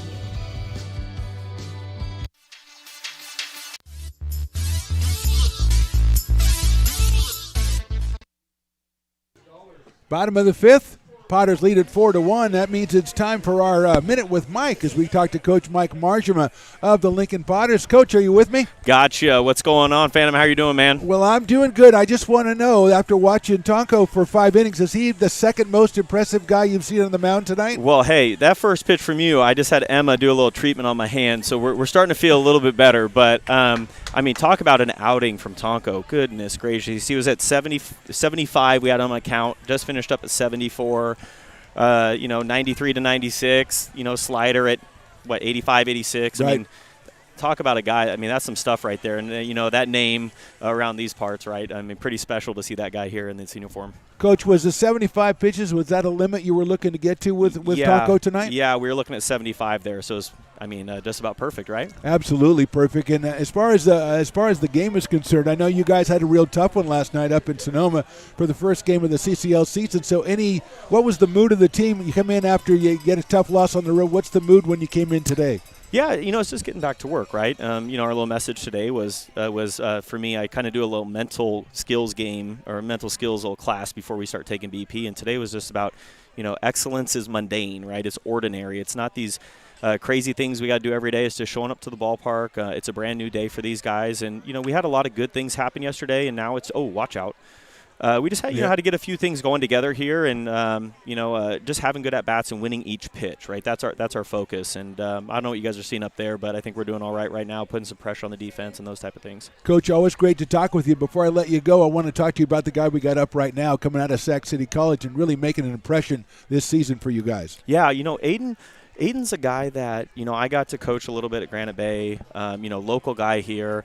He swings the bat well. You just saw him take a tough pitch. He's a guy that, he's a temp guy, but I think he has a really good opportunity to stay around here, and he's having great at-bats. So we moved him down in the lineup a little bit because Cade Sanchez tends to get on base a little bit, and we just wanted to put his bat behind him, so have him drive in a few runs here. Great. Coach, thanks a lot for talking to us. We'll talk to you again next time. That's Coach Mike Marjama from the dugout for the Lincoln Potters. Thanks, Coach. You got it, guys. Enjoy the rest of the game here. You got it. And Aiden Isola, who we were just discussing, has the full count now, 3 balls and 2 strikes. Is always great to hear Mike Marjama. What a good guy. I tell you, Stones, he really helped me out there, and I'm going to tell you off the air what exactly he did to help me because it would be inappropriate for me to tell you on the air. Although he did tell a good story about his first pitch. Outside, ball 4. Isola with another good at bat, his second walk of the day. He also has a fielder's choice, which he drove in a run back in the 3rd inning. So he's 0 for 1 with an RBI. And we should mention that Christian Klosterman is the new pitcher, 6'2" out of Kenyatta College and from San Jose, California. So he is on the mound taking over for Orlando Leon, who with the first 3 innings gave up just 2 hits, 4 runs. I don't think any of them were earned, but we'll have to talk to all the sabermetrics people about that one because that's a really tough question. And now Klosterman comes in here with Isola at first base, and Olsen takes one inside. I don't know how that missed Justin Olsen, to be honest. And it is 1 ball and no strikes.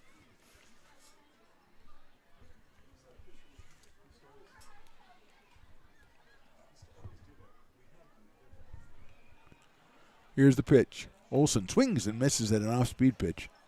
1-1 on Justin, who was grounded to second and singled. So he is 1 for 2 in this one. 0 for 4 in his debut last night up in Sonoma. Isola gets the throw from Klosterman over at first base, but he is back safely. Has a couple of stolen bases. So Christian Klosterman, the new pitcher. Justin Olsen is your hitter. We are in the bottom of the 5th inning.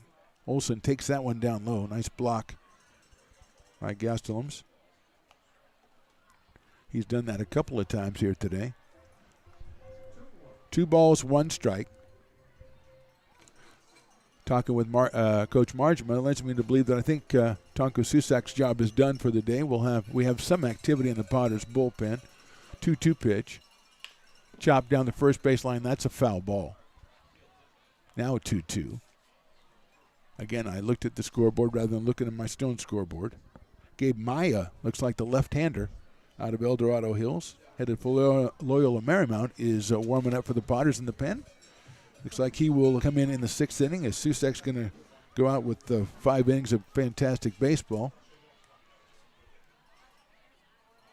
Olsen swings and misses. Off-speed pitch gets him. So he is down on strikes for the first out of the inning, and here is Brock Rudy, who is lined to right and been hit by a pitch so far. Catcher out of University of Hawaii in Walnut Creek, California. Left-handed hitter is up here. 1 out and 1 on in the 5th. And you know the way CCL works, you got to put as many runs up on the board as you can because all these teams are very capable of striking quickly.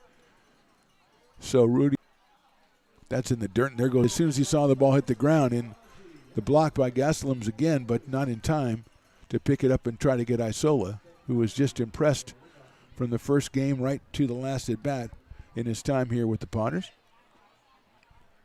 And now Rudy has a chance to drive in a run as Isola leads off at second base. Marion keeping him close, the shortstop. That is a fastball inside corner, evens the count at 1-1 on Brock Rudy.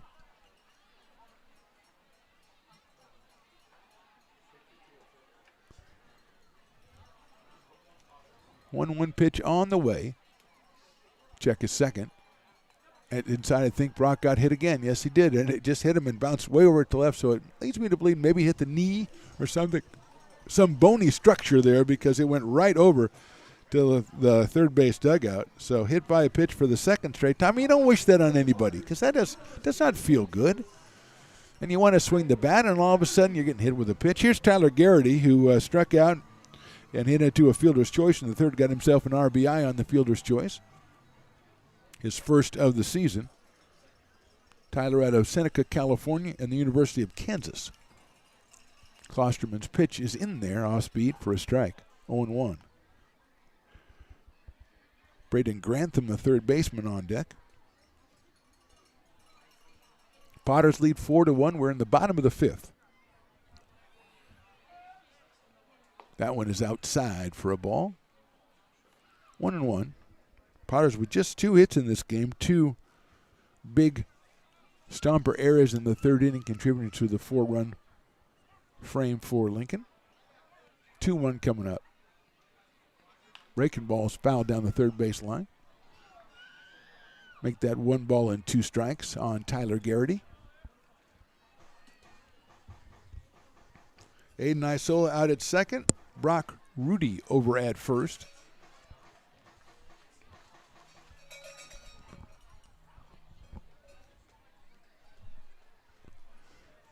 Klosterman to the plate, and it hits the ground, and now it bounced over and went on top of the top of the covering, and I think every player should be allowed to circle the bases until they get it back. And that's not going to work, I don't think. Darn it. Wild pitch, though, gets the runners to second and third. You don't see that every day, where it hits the plate, hits in front of the plate, hits something, and just goes, 20 feet in the air, 25 feet in the air. I guess it happens. Break for the Potters, though. They've got 2 runners now in scoring position and a 2-ball, 2-strike count on Tyler Garrity. That's in the dirt. That's a good stop by Gastelumsen. He's done it many times already tonight for Leon and now for Klosterman. Full count now on Tyler. Potters would dearly love to plate the 2 runners that are in scoring position right now. As we mentioned, CCL comebacks are not unheard of. Garrity takes inside, ball 4. Second walk of the inning. Bases are loaded now. 1 out. And Braden Grantham coming to the plate. He grounded out to first and struck out. Out of the University of San Diego, Braden is out of Mesa, Arizona. Right-handed hitter. Stompers at double play depth all around the infield except for first baseman. Paragera is up even. That ball's going to get away. And here comes the run coming up for third. He will be safe without a play here. The second one might come around, but no. Going back is Brock Rudy. So scoring is Isola on the wild pitch. Rudy goes to third. Going to second is Garrity. Potters now lead at 5-1. Still have just 2 hits in the game. And now Grantham is up here with still runners at second and third. And a little bit of meeting at the mound for the Stompers, who were very good as far as yesterday was concerned. Just a 4-3 ball game. Clean ball game for the Stompers. But today they've gone off to a poor start back in the third inning. Actually, it all started on the sacrifice bunt when Leon, the pitcher, picked it up and had the runner at third on the force and just threw it over the head of the third baseman. And that got it started for the Potters as far as getting some runners on base, getting them moving. They eventually came out with 4 runs back in the third inning. They've added another one here in the fifth without benefit of a hit, a walk, a strikeout, a hit by pitch, a walk, and then a wild pitch. And the umpires had pretty much enough. He didn't give them a lot of time. I mean, that was a very tolerant umpire who let them talk for quite some time out there. He realized it's a league game. We got the 3 umpires set up, so he knows it's a league game. So Grantham up here. Now he's got runners at second and third. 1 ball and no strike count. Klosterman seems to be a pitcher who relies more on the off-speed stuff than does Leon. Breaking ball inside corner for a strike. 1-1. That was a good take by Grantham because there's nothing he's going to do with that pitch except for hit it foul into the dugout. Outside, 2-1. Ben Romano to follow, the left fielder. Number 8 hitter in the Potters order.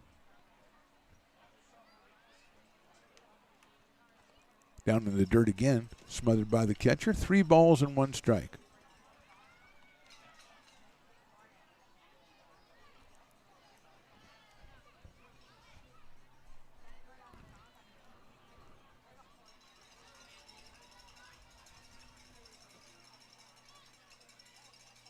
Outside, ball 4. Third walk in the inning to go with a hit by pitch. Loads the bases up again, and this time it's for Ben Romano, who has walked and grounded out to shortstop. 1 home run and 2 runs batted in on the summer for Ben. Came in at 125 out of Mendham, New Jersey, and Tulane University, the Green Wave. Got a chance to give the Potters a little bit more breathing room here with 1 out in the 5th. Breaking ball's hit to the right of shortstop. Marion has it. He's going to go to second for 1. Over to the first, but beating it out is Romano, and another run scores for the Potters. Another fielder's choice, another RBI. Garrity moves to third. Cut down at second is Grantham. And at first base is Ben Romano. He picks up his 3rd run batted in. The Potters get their 2nd run of the inning. 6-1, and here's Jarrett Curtis, who's walked and singled. Breaking ball's popped up. Second baseman calling for it. That's Martinez, and he will make the catch for the out. So that's the inning. 2 runs for the Potters, no hits. We go to the top of the 6th. Potters 6, Stompers 1. The mouth-watering Big Mac with a savory Filet-O-Fish and a tasty McChicken. My goodness, that looks good. Oh, you're making a McDonald's menu hack. Yes. A land, air, and sea. Oh, it's going to tip over. No, it's good. It's good. Very stable. Order the land, air, and sea by name. Build it by hand.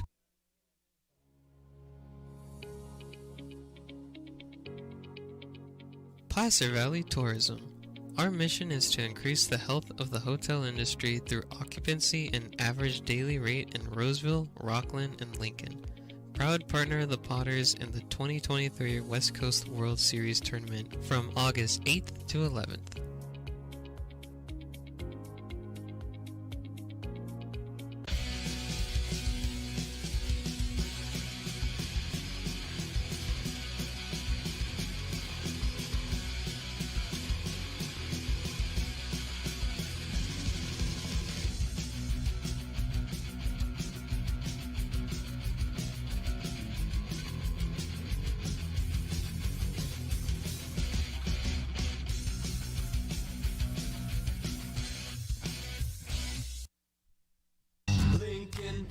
Baseball. Come on out and join in the fun. And we are back for the top of the 6th. Potters leading at 6-1. Tonka Susak, his day is done. He will leave with a 6-1 lead. 5 innings pitched, 2 hits, 1 run, 9 strikeouts for Tonka. He will be relieved by Gabe Maya. Maya will be making appearance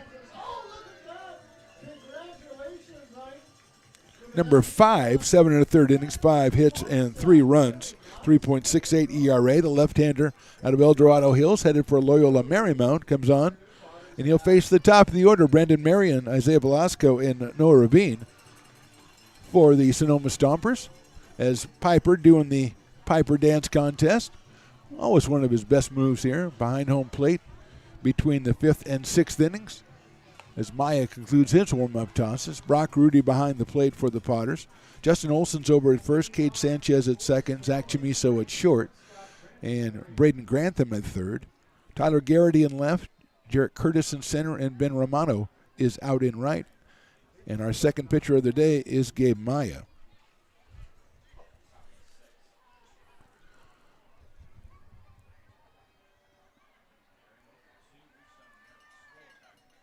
So Brandon Marion leads it off. He takes the first pitch on the inside corner for a strike. He singled and scored back in the first and infield single and then grounded out to third in the third on a good play by Braden Grantham. Maya from the stretch. High fastball. 1 ball, 1 strike on Marion. Out of Brentwood, California, Diablo Valley College. Great team they had down there this year. That's hit down to third base. Grantham has it. Across the diamond, right to Justin Olson for the out. So Marion is out 5-3 for the second time. And a single went down the third base line as well in the first. Here's Isaiah Velasco, who has struck out twice, once looking and once swinging. Isaiah was a major thorn in the side of the Potters last night, 2 for 4 with a home run. He drove in 3.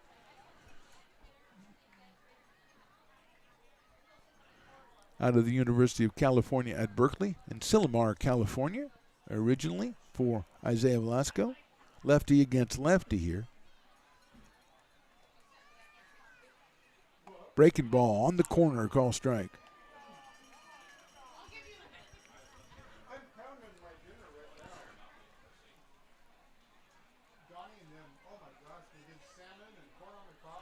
Oh and 1. That one's outside for a ball. 1 ball and 1 strike on Isaiah Velasco. Noah Rabin, the number 3 hitter, the right fielder on deck for Sonoma. These two teams met yesterday in Sonoma, today, of course, here in Lincoln, and tomorrow back in Sonoma to meet again. Fastball, actually breaking ball, swung on and missed outside corner. 1-2. Potters are home on Friday again. The West Coast Kings come in for a single, and then the Potters go back to Sonoma on Saturday and out to Healdsburg on Sunday. So a lot of traveling for the Potters this week, a lot of CCL action, getting it started. 1-2, breaking ball, call strike 3. Beautiful looking pitch by Gabe Maya. Got Velasco on strikes, and that'll bring up Noah Rabin. Hit by a pitch and called out on strikes for Noah today, 0 for 1. 0 for 2 yesterday. Actually, it looks like Hunter Graham is going to come up. Hunter Graham batting for Rabin. First pitch is in there for a strike. So Graham comes on in the 6th for Noah Rabin. Takes the first one in there for a strike. That one's fouled back. So quickly 0-2 on Hunter Graham. He's a junior out of Santa Rosa, California, and goes to the University of San Francisco. And it's quickly no balls and 2 strikes on Hunter.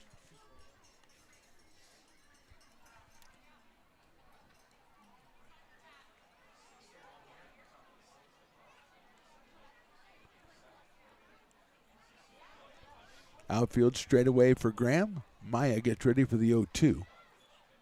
That's fouled down the right field line again. Still 0-2 on Hunter Graham. Omar Gastelum's the catcher on deck. He's 1 for 2 so far tonight. Another good crowd out here in McBean Stadium checking out CCL action. Now it's in full swing. Swing and a miss. He got him on strikes. Good inning for Gabe Maya. Gets 2 strikeouts. We go to the bottom of the 6th. Potters 6, Stompers 1.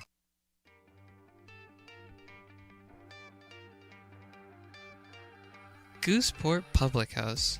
We have sports on 10 big screen TVs, 23 beer taps with classics and crafts, a full bar with creative craft mixed drinks, live music, and most importantly, great fresh food. In downtown Roseville off Vernon Street, only 15 minutes from the ballpark. See ya at Gooseport. Old Town Pizza, a proud sponsor of your Potters baseball, will deliver you a slice that you won't soon forget. Come see why they've been voted the best of the best 12 straight years. Visit otpizza.net to get yours today. But don't take it from me. I think Old Town Pizza should be expanded through the state or even through the country because it's so delicious. Lincoln Potters Baseball. Placer County's best-kept secret is back for another exciting summer at historic McBean Stadium. 33 action-packed home games loaded with fun for the whole family. Local beer, wine, and eats. Fireworks, giveaways, theme nights, kids zone, and more. Come join in the fun and enjoy small-town baseball with Major League Entertainment. Tickets on sale now at LincolnPotters.com. Lincoln Potters Baseball. Come on out and join in the fun. Christian Klosterman out for his second inning of work for the Stompers. He'll face the top of the order, Zach Chamiso, Kate Sanchez, Aiden Isola for the Potters, who have 6 runs in this game and have accumulated 2 hits. 2 huge errors for the Stompers back in the third, critical in a bunch of base on balls.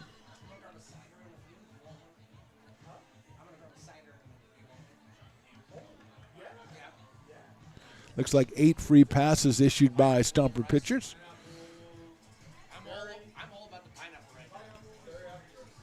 Including 3 of those 8 free passes were back in that third inning. So here's Chamiso, who's grounded out, sacrificed, and grounded out again. So he is 0 for 2 in this one.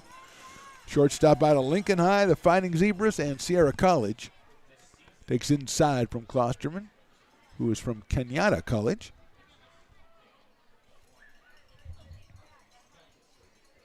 Out of San Jose, California, Christian Klosterman. Activity in the pen for the Stompers. That's hit sharply to the right of second base, and it's into center field for a Zach Chamiso base hit. A diving try by Ryan Martinez goes for naught as Chamiso picks up the third hit for the Potters. And Kate Sanchez comes to the plate.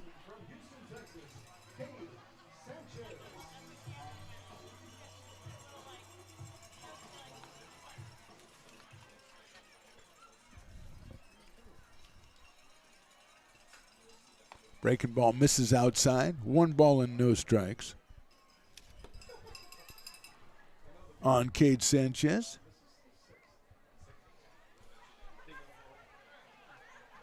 Chamiso leads at first. Breaking ball is popped up right side. Second baseman has a beat on it. That's Ryan Martinez, and he makes the catch going to his left for the first down. And Aiden Isola will come to the plate for the Potters.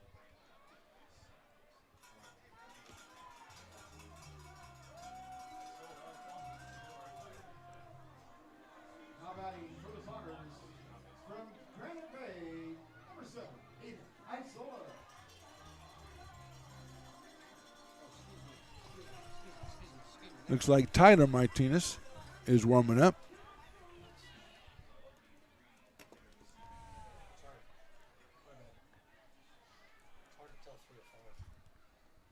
Here's Isola. Pops it up left side. Going over the shortstop and third baseman. It's going to be the shortstop, Marion. He makes the catch in short left field for the second out. So 2 quick pop-ups after a single by Chamiso and brings up Justin Olson. Make that Jacob Young warming up in the bullpen for the Stompers. Here's Olson, who has struck out, singled, and grounded to second, so he is 1 for 3 in this one. Justin out of Colorado Springs, Colorado, and the University of New Mexico. He's followed by Brock Rudy in the Potters order here today. We're in the bottom of the 6th inning. Olson chops it down to first, right to Paragara, and he steps on first base. So a quiet inning for the Potters after the Chamiso single. We'll go to the 7th. Potters leading at 6-1.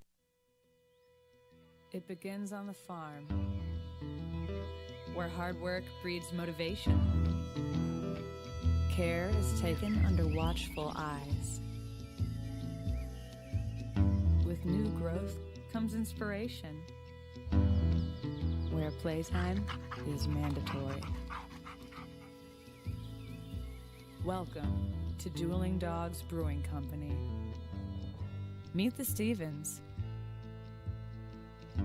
a husband and wife who work hand in hand to craft exclusive small batch beer, mead, and cider. Using locally sourced ingredients to ensure freshness in every glass. Where a community of farmers, local artisans, and amazing food make for a truly inspired atmosphere.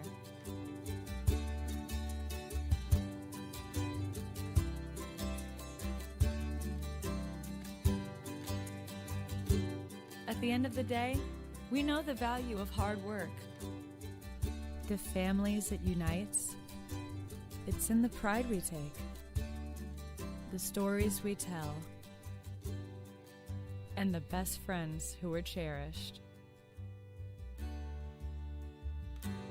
Dueling Dogs Brewing Company.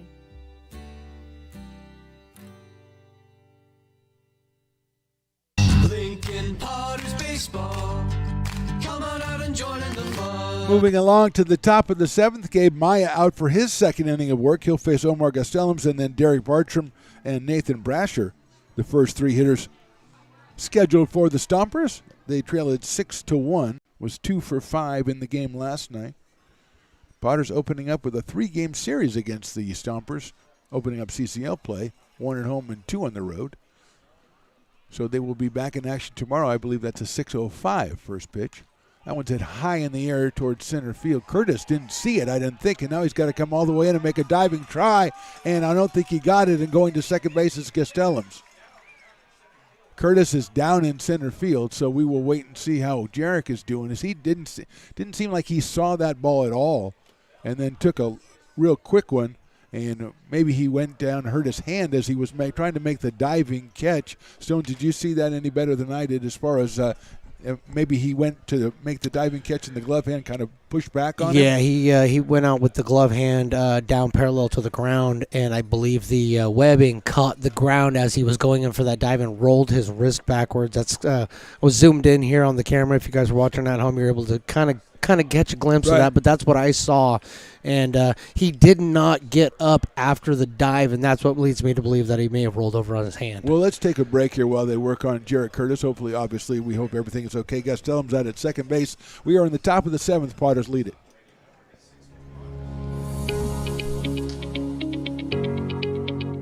Placer Valley Tourism.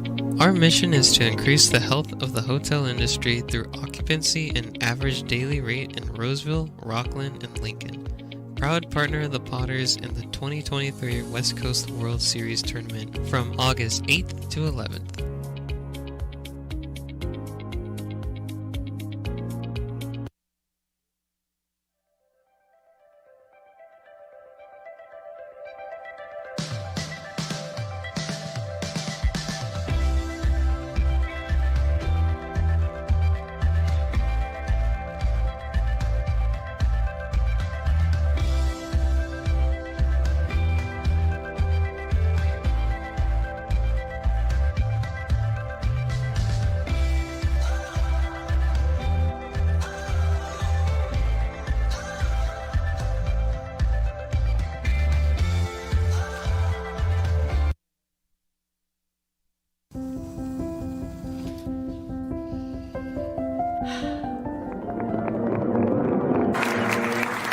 Welcome back, Olympia's 5th grade orchestra. Perhaps there's no place like your home because you made it so at RC Willey. Lincoln Potters Baseball. Placer County's best-kept secret is back for another exciting summer at historic McBean Stadium. 33 action-packed home games loaded with fun for the whole family. Local beer, wine, and eats. Fireworks, giveaways, theme nights, kids zone, and more. Come join in the fun and enjoy small-town baseball with Major League Entertainment. Tickets on sale now at LincolnPotters.com. Lincoln Potters Baseball. Come on out and join in the fun. Jarek Curtis has left the field under his own power. Got a nice ovation, and it looks like they're going to take Zach Chamiso from shortstop, move him out to center field. Trey Furry has come in to play third base, and Braden Grantham is going to move over to shortstop for the Potters.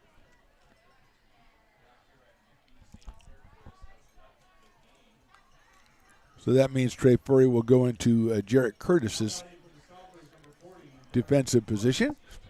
So it goes down as a double for Castellums. He's at second base, and here's Derek Bartram, who has struck out twice, both of those against Tonko Susak. First pitch is in there for a strike, and it was just a situation where Jarek Curtis, it looked to me, could not pick the ball up in the sky, and had very late tried to make up for it with his great speed, and just diving out there might have bent his hand back. We'll get a report on Jarek as soon as we possibly can. We'll let Emma do her job down there. Look out, that's inside, gets away. Going to third is Gastelums on the wild pitch. So the Stompers have a runner at third and nobody out here. We are in the 7th.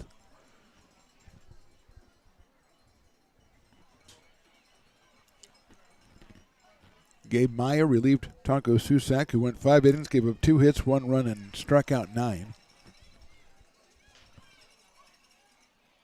That one is inside for a ball. 2 balls and 1 strike. Castellums comes down the line at third. That's hit sharply down the line at third. What a play by Furry. Gets up, throws it across the diamond on a hop to first. What a play by Trey Furry. The runner could not advance because the ball was right next to him. So Furry, with a diving play to his right, got up and threw it and used the turf very, very admirably there as he skipped it across to Justin Olson, who stayed with it. And Bartram has retired and probably deserved better than that on that kind of hit. Here's Nathan Brasher, who was struck out and grounded out to third. So 1 down here in the 7th. He lines it right at the second baseman, Cade Sanchez, who reaches out and makes the catch. So a couple of well-hit balls by the Stompers, and they got nothing to show for it. 2 outs, and Ryan Martinez is the next scheduled hitter. He struck out and grounded to third base, has Ryan Martinez. Looking for his first hit in the series. He's 0 for 6.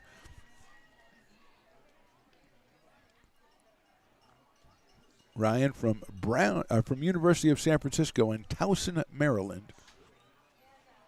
That's a fastball just a little high from Maya at 83.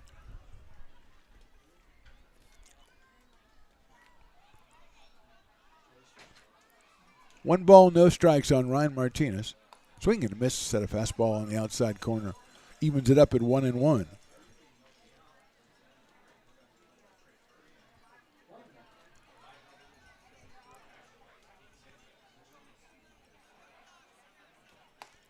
Check swing went around. 1 ball and 2 strikes on Ryan Martinez. Chava Paragera, the first baseman, on deck. But it's all about Ryan Martinez here as Gabe Maya tries to get out of a little jam here. Runner at third and nobody out. Breaking ball, just misses ball 2. It's a little bit too low right there as Martinez steps out. We're in number 1 in the Stompers, mostly grayish uniforms. Good gray though. That's it high up in the air towards center field. Chamiso moving over into left center. He's got a beat on it, reaches up, and he's got it. So good job by Gabe Maya and the Potters defense to get out of that one. We'll go to the bottom of 7th. Everybody stretch. Potters lead 6-1.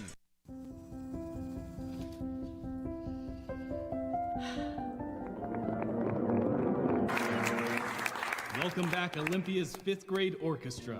Perhaps there's no place like your home because you made it so at RC Willey. Hi, Bill Evans, president of the Placer County Association of Realtors. We're in a store, our conference facilities, an amazing team helps keep together an amazing organization, and we thank them all.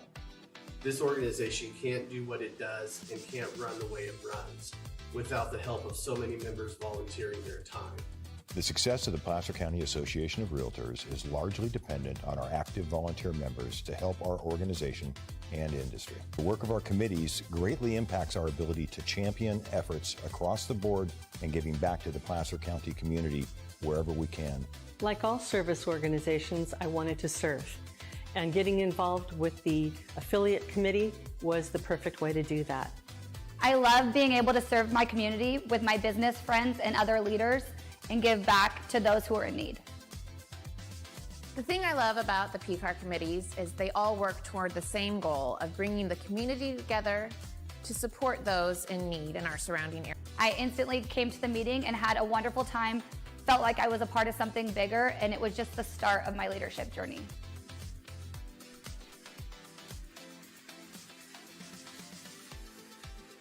Lincoln Potters Baseball. Come on out and join in the fun.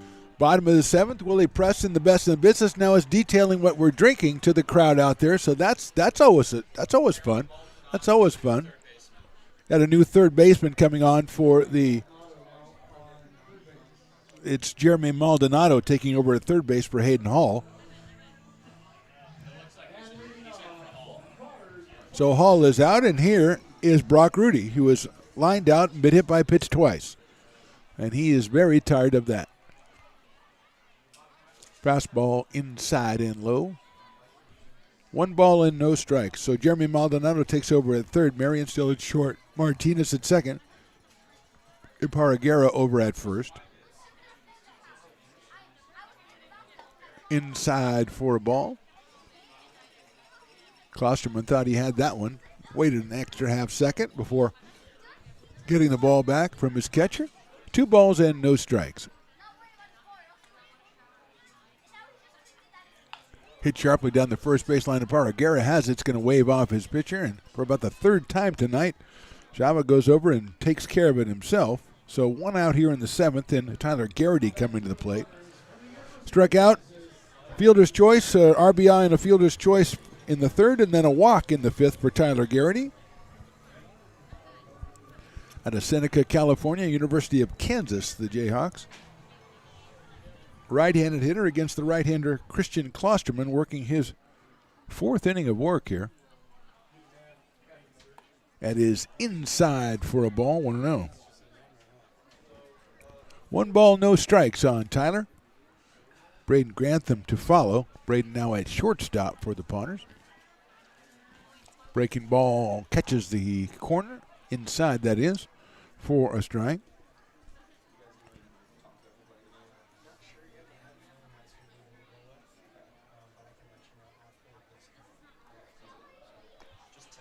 That's in there for a strike again to Garrity.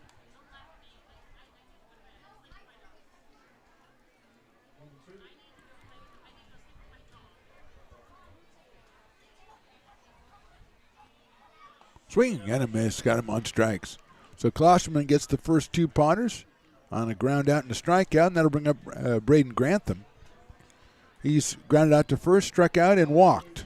Started off at third base, made some excellent plays at third. Now is over at shortstop. After Jarrett Curtis had to leave the game, Potters had to shuffle their lineup a little bit. Zach Chamiso went out to center field from shortstop. Trey Furry came in at third. And Grantham moved over to short, and he takes outside for a ball, 1-0.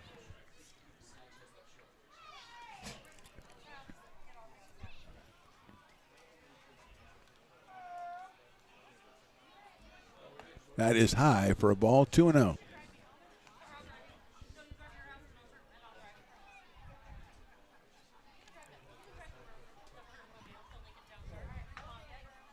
High for a ball, 3-0. If Braden gets on, then Ben Romano will get a chance here in the 7th.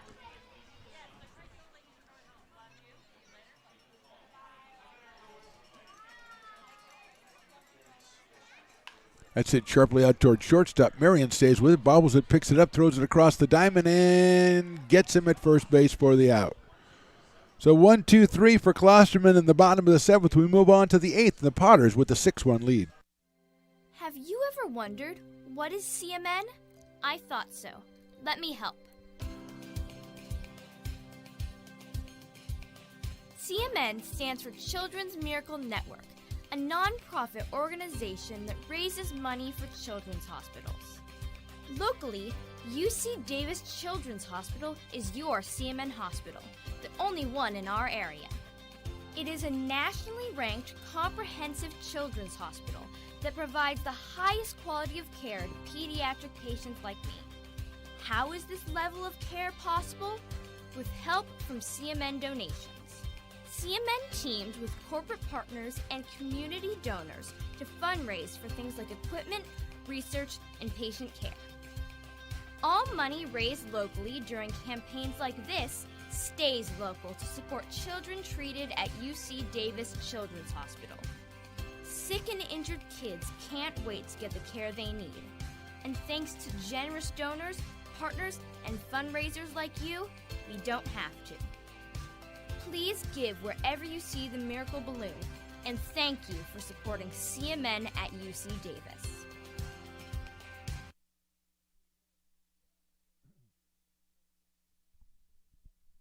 Lincoln Potters Baseball.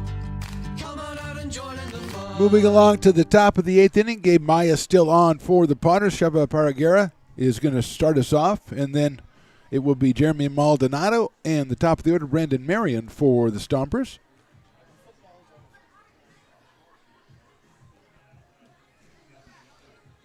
So Paragera will be our first hitter. The first baseman is struck out and grounded to shortstop.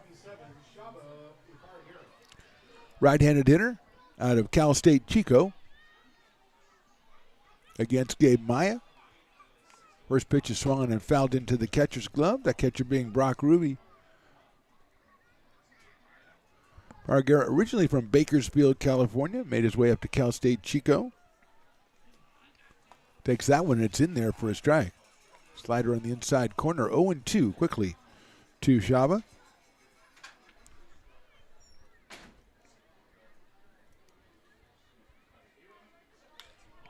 That one's popped up. Short center field going out the shortstop, coming in the center fielder. That's Zach Chamiso, and he makes the catch. Going all the way out there was Grantham. He got out to where the ball was coming down, but Chamiso called it, and he got him. Fly out to center field, and now Jeremy Maldonado coming to the plate. He came on for Hayden Hall back in the 7th.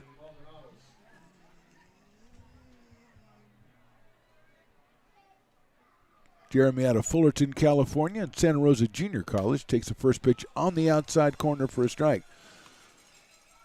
Another Big 8 conference player. Santa Rosa with another excellent team this year. I think they finished at top of the conference in regular season play. Breaking ball's hit down the third base to Furry. He had to back up on it, throws it across the diamond, uses the bounce, and Justin Olson scoops it up again at first base for the out. 2 outs, and that'll bring up the top of the order, Brandon Marion. He's singled, grounded to third, and grounded to third.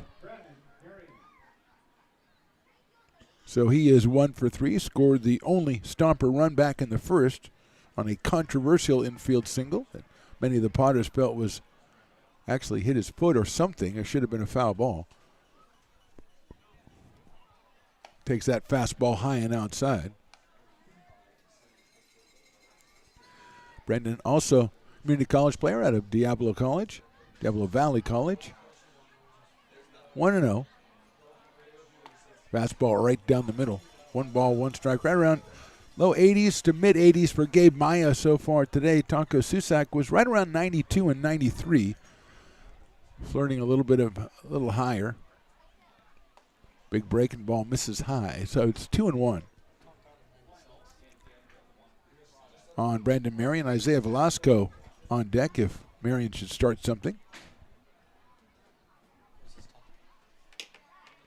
That's high for a ball. Informed that Susak got up to 96. And I know Marsham has said 93 to 96, but he's the coach, and he's going to inflate the numbers a little bit, because he's trying to get his guy, in the right frame of mind. That's right down the middle. Full count. 3 balls and 2 strikes on Maldonado.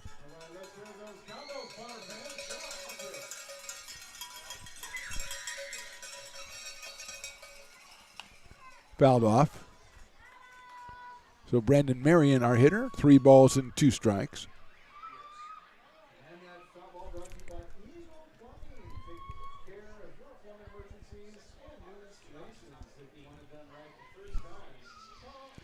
Three-two coming up again from Maya. That sails high, ball 4. Easy take for Marion. He's on for his second time. First walk, I believe, issued by Gabe Maya. And it'll be 2 outs, and Velasquez coming to the plate, or Velasco, coming to the plate. He has struck out 3 times today, so. Now we've got a pinch hitter coming up. We're going to check and see who we got. Wyatt Davis is going to be the hitter for Velasco.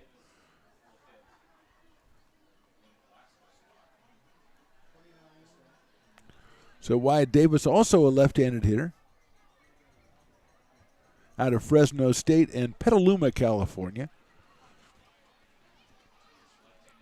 He steps in here with 2 outs and 1 on in the 8th, and the Potters leading at 6-1. Maya getting up near 45 pitches in his relief stint. This is his 3rd inning of work. Breaking ball in there for a strike. Check swing, but I think it was a call strike anyway.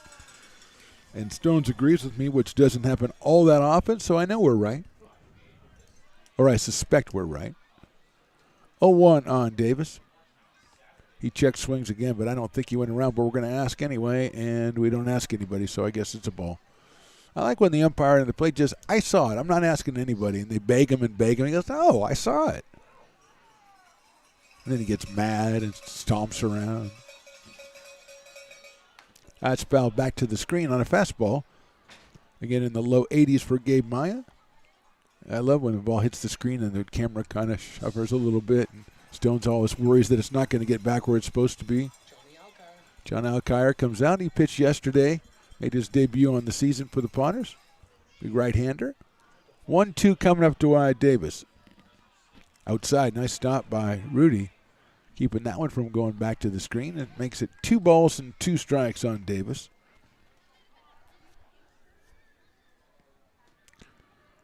Omar Gastelums is on deck, the catcher. No, excuse me, that would be Graham on deck, Hunter Graham. He batted for Rabin back in the 6th inning. 2-2. Fastball, call, strike 3. Maya gets the strikeout, ends the 8th inning. We go to the bottom of the 8th, and the Potters have the 6-1 lead.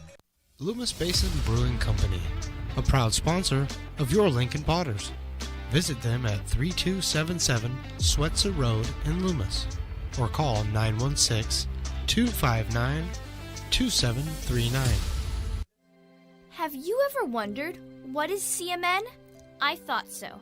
Let me help. CMN stands for Children's Miracle Network, a non-profit organization that raises money for children's hospitals. Ranked comprehensive children's hospital that provides the highest quality of care to pediatric patients like me. How is this level of care possible? With help from CMN donations. CMN teamed with corporate partners and community donors to fundraise for things like equipment, research, and patient care. All money raised locally during campaigns like this stays local to support children treated at UC Davis Children's Hospital. Sick and injured kids can't wait to get the care they need. And thanks to generous donors, partners, and fundraisers like you, we don't have to. Please give wherever you see the Miracle Balloon, and thank you for supporting CMN at UC Davis.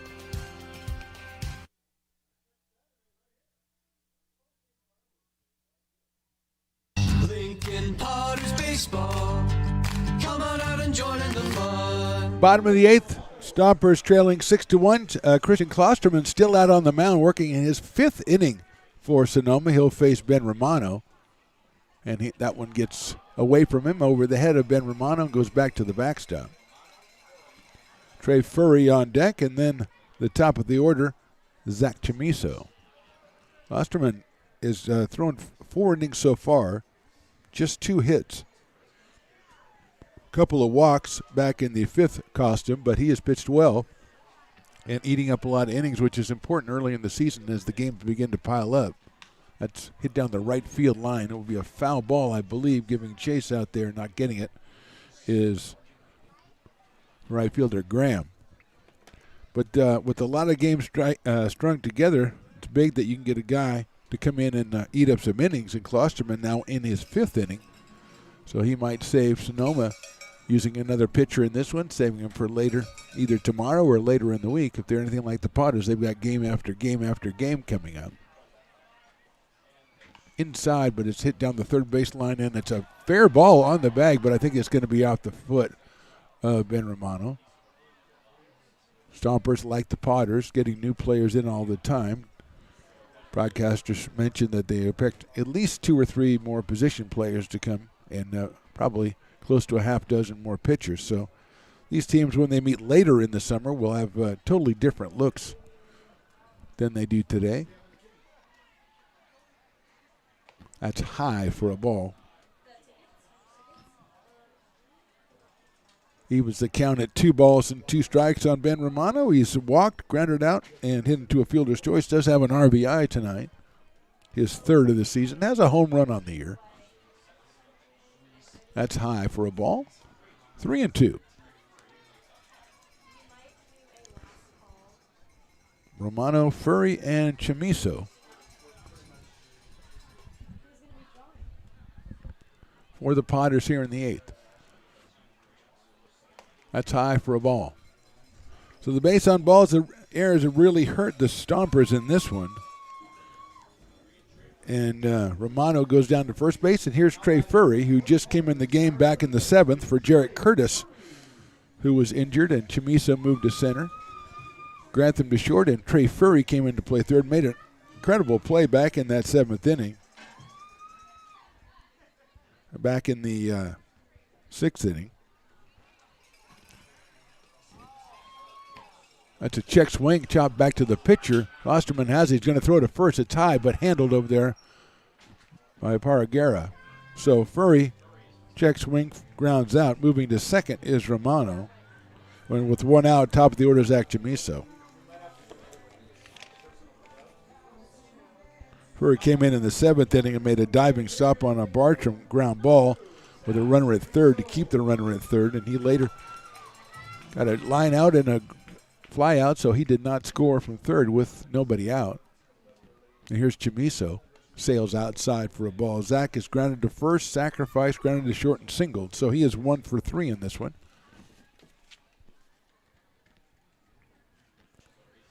Started out at shortstop, now is out in center field. Klosterman looks back at the runner at second base. Chamiso takes down low. 2-0 on Zach Chamiso. Cade Sanchez to follow. The Potters 4 in the 3rd and 2 in the 5th. Only have 3 hits on the day.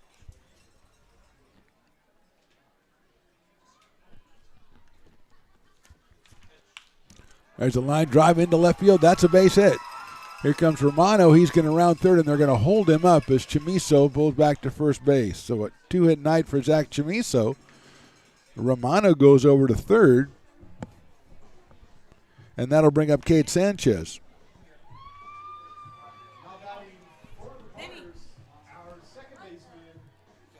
So a walk to Romano, a ground out by Furry, now a single by Chamiso. And here's Cade Sanchez, who is grounded to the pitcher, grounded to third, popped to second, and hit to a fielder's choice. Nice block, and there goes Chamiso down to second, and the throw is a bluff by Gastelums, the catcher, and Zach is going to go and be at second base, and now we have second and third. So 4 hits for the Potters. Chamiso has 2 of them, and it's 1-0 on Cade Sanchez.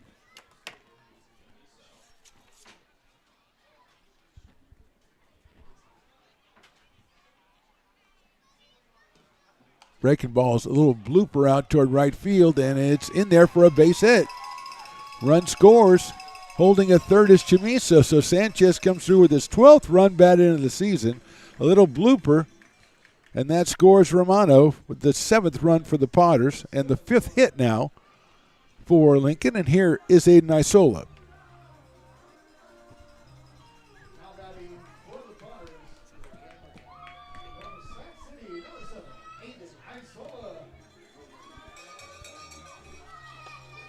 So here's Aiden Isola. He's walked, had an RBI fielder's choice, walked again, and then popped out to short. So he is 0 for 2 and hits that one sharply off the third baseman's glove into left field for a base hit, and here comes Chamiso to score the 8th run for the Potters.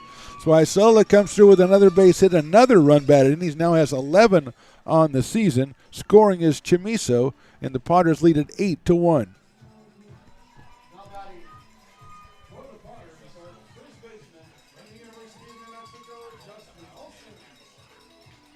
Jacob Young still warming up in the pen, and we might see Jacob Young is coming out is the Stompers manager. We're going to step away. We're in the bottom of the 8th, and Lincoln leads this one 8-1.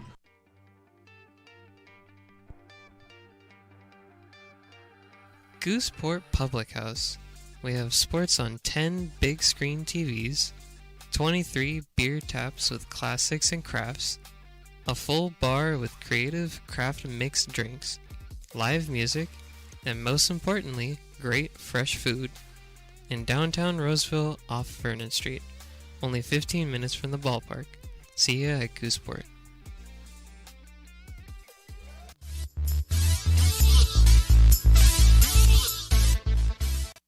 Christian Klosterman still out on the mound for the Stompers as Justin Olson steps up to the plate.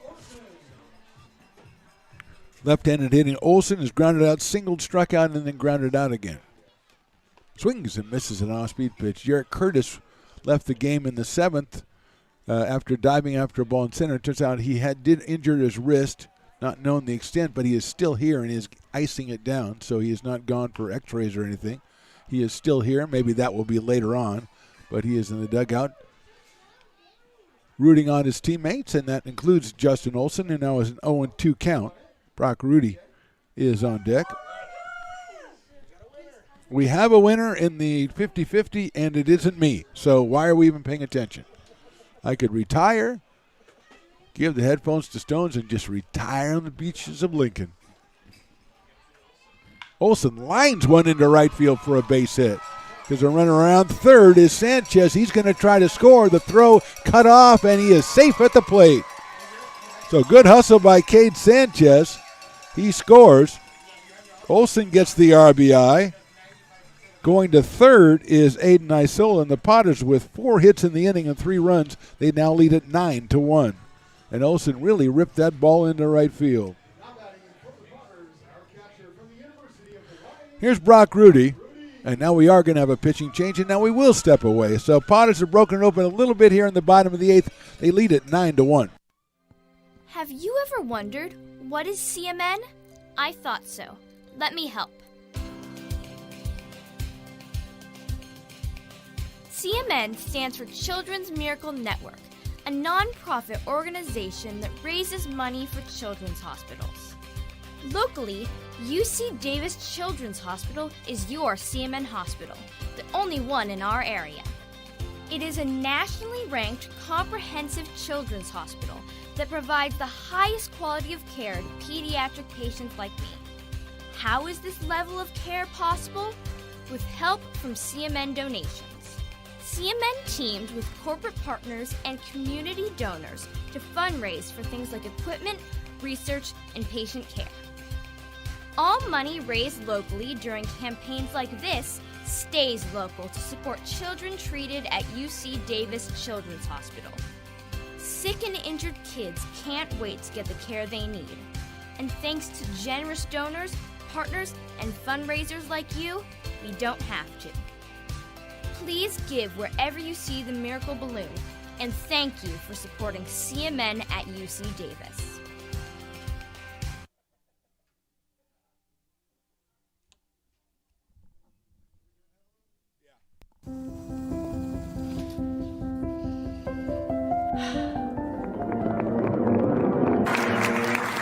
Welcome back, Olympia's 5th grade orchestra. Perhaps there's no place like your home because you made it so at RC Willey. Lincoln Potters Baseball. Placer County's best-kept secret is back for another exciting summer at historic McBean Stadium. 33 action-packed home games, loaded with fun for the whole family. Local beer, wine, and eats. Fireworks, giveaways, theme night. Brock Rudy to the plate as Jacob Young is the new pitcher. Left-hander out of Mill Valley, California, and Brown University. Comes on. Throws that one in the dirt, blocked by Gus Ellums. Just 1 out for the Potters in the inning. They have 4 hits and 3 runs. Olson is on at first. Over at third is Aiden Isola.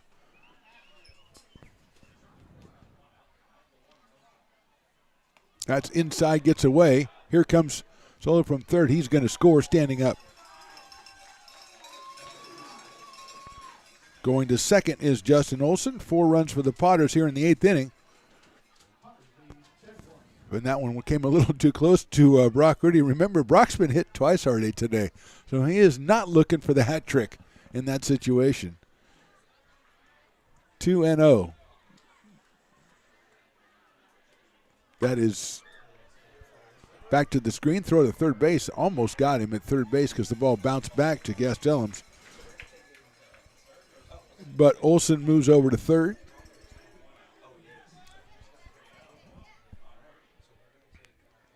So Rudy with a 3-ball, no-strike count.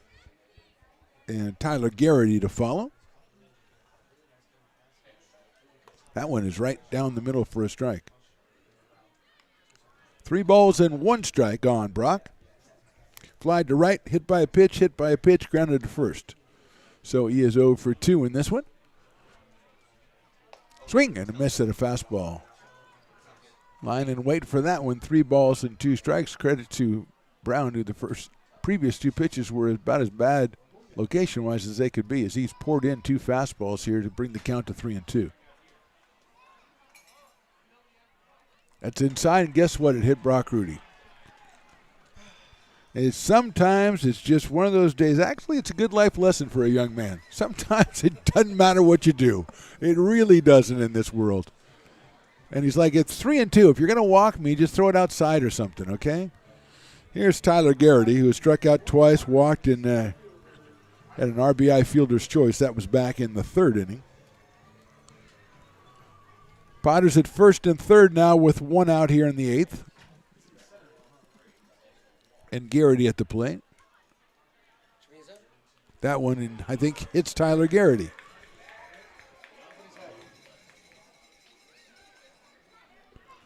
So that loads the bases and brings up Braden Grantham. He's grounded out, struck out, walked, and grounded out again, so he is 0 for 3 in this one. The Stompers are going to look to the fact that I think the free pass total is well up above 10 now. So that is going to come back to bite you. Potters have 7 hits, but 4 of them have come in this inning. That's fouled back by Grantham, who seemed surprised that the ball was over the plate, and he just took a cut. I tell you, when Young brings it across the plate, he's got a little bit of fire on it. A little above 85, 86 is the official total. That one is too low for a ball. That's at 88. So he's going to touch 90, I think, by the time he gets out of here. Bases loaded, 1 out here. Fastball misses. 2-1 now. Every time I look down the third baseline, Snones, and see that beer thing that just says beer here. Is that a real? Is that a real place you can get beer though? Fastball is low, 3-1. No, not now because it's after the 7th inning. But I mean, if you go there, do you knock? Do you have to have a password or something? You knock on the. Hello, swordfish. Fastball again, ball 4. So it's an RBI walk for Grantham. And that'll bring up Ben Romano for the 2nd time in this inning. 5 runs for the Potters here in the 8th.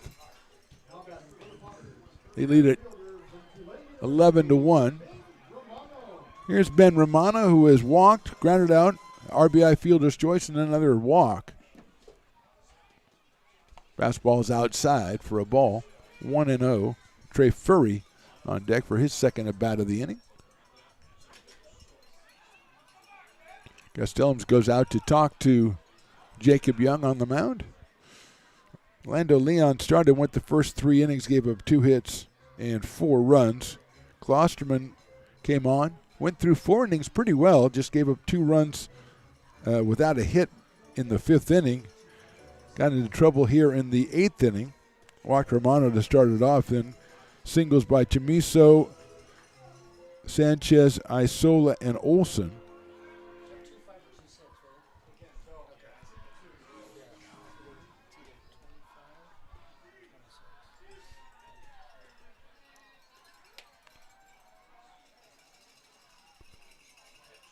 That's in the dirt for a ball. 2 balls and no strikes.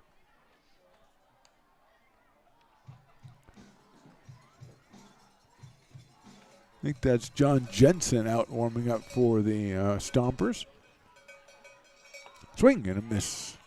Good cut by Ben Romano at that one. 2-1 on Ben. Coming to us from New Jersey by way of Tulane University. That's a fastball, just misses the outside corner. That's the problem when you throw a lot of balls, you're not going to get too many corners. 3-1. Swing and a miss, fastball.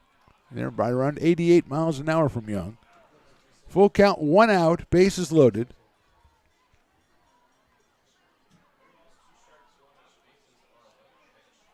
Fastball in there, call strike 3.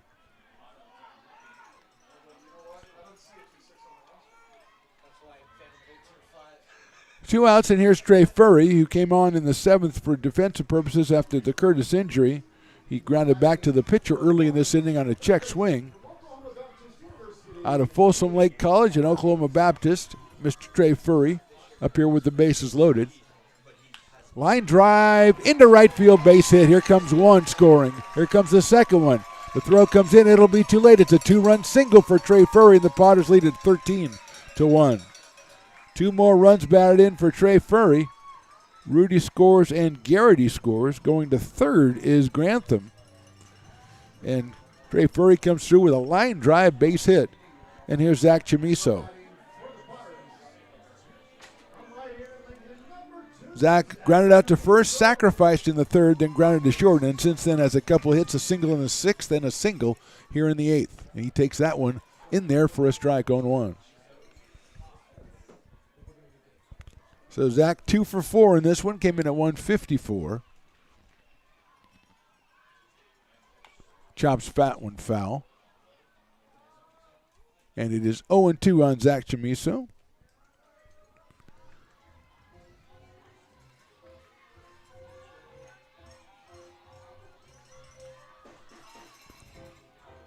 Started out at shortstop, now is in center field for the Potters today. Reminder, Jarrett Curtis had some sort of wrist injury. He's still on the bench, icing it up right now. Outside with a fastball by Jacob Young. 1 ball, 2 strikes on Zach. Cade Sanchez waits on deck. He's got an RBI single here in this inning. His 12th run batted in of the summer. Chamiso chops it out toward first base. Handled by Sharpera. He throws it to first, and it's not going to be in time. And Chamiso beats it out for an infield single and picks up an RBI. Grantham scores. That'll bring up Cade Sanchez.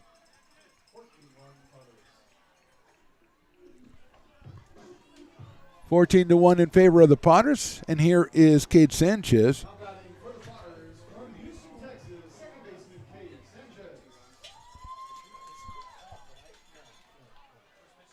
Fastball is high.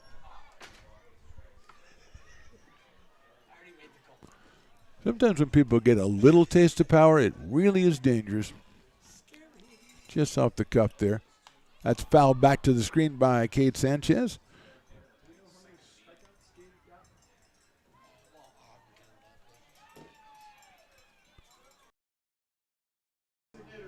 Here's Aiden Isola.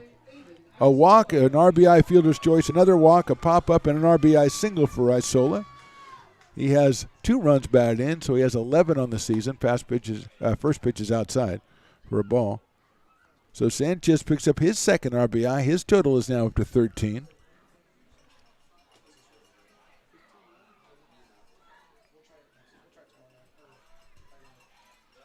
Fastball on the corner, call strike.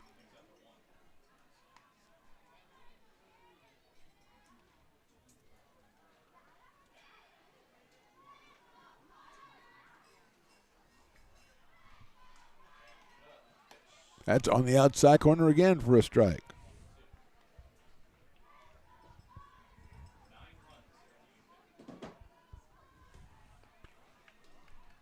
One and 2 on Aiden Isola. Outside, ball 2. 2 and 2 on Aiden out of Sac City College by way of Granite Bay High School. Worked with Coach Mike Marjama. He talked to us about Aiden a little bit today on the Minute with Mike in the 5th inning. Fouls it back to the screen. But this is a guy on a temporary contract out of Sac City who is making a very good impression, as did a couple of other Sac City players, Levi Sotomayor, JT Maloney, and others. All came in and have done a fantastic job for the Potters early in this summer season. 2-2 coming to Isola. High, ball 3. Chamiso at third, Sanchez at first.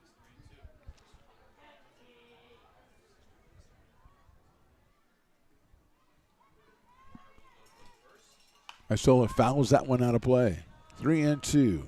He does not get cheated in any at-bats, and he does not take any at-bats for granted. And that's what makes Aiden, I think, a dangerous hitter and somebody to keep an eye on in the future. Hopefully he'll be back as a Potter again in the future. Inside. And here comes a run in from third on the wild pitch. I thought it was 3-2. I guess it was 2-2. And scoring is Chamiso. That's what I thought. I thought it was a walk. But Aiden does not want to go anywhere. And the umpire says, let's just keep him here for another pitch. But I do agree with you, Stones. I believe it was ball 4. So it's 3+2. Swing and a miss. Got him on strikes. So we go to the 9th inning. Potters lead it 16-1.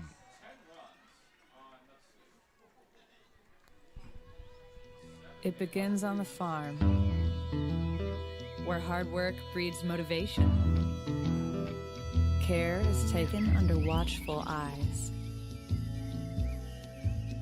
With new growth comes inspiration, where playtime is mandatory. Welcome to Dueling Dogs Brewing Company. Meet the Stevens, a husband and wife who work hand in hand to craft exclusive small batch beer, mead, and cider. Using locally sourced ingredients to ensure freshness in every glass. Where a community of farmers, local artisans, and amazing food make for a truly inspired atmosphere.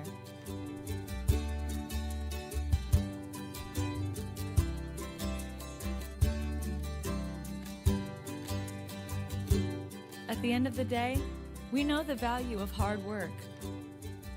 The families it unites, it's in the pride we take, the stories we tell, and the best friends who are cherished. Dueling Dogs Brewing Company.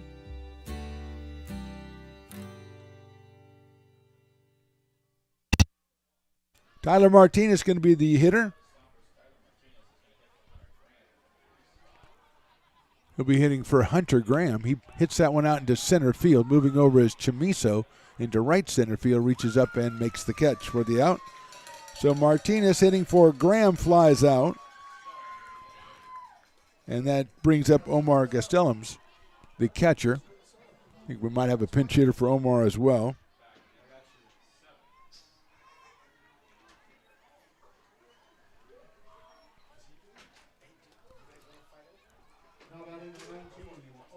Oh, Omar is still in there, so he is 2 for 3 in this one.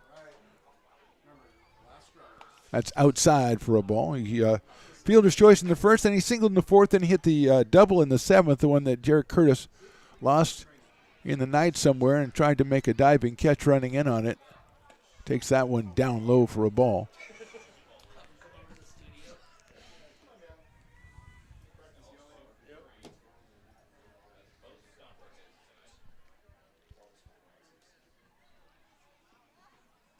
That's in the dirt again, so it is 3-0 on Gastelums. Derek Bartram on deck, the left fielder. Maya came on in the sixth in relief of Tonko Susak, who went 5 innings, struck out 9, and allowed 2 hits and a run. That is in there for a strike, 3-1. Gastelums had a thought about that one, decided to let it go, and now it's 3 balls and 1 strike.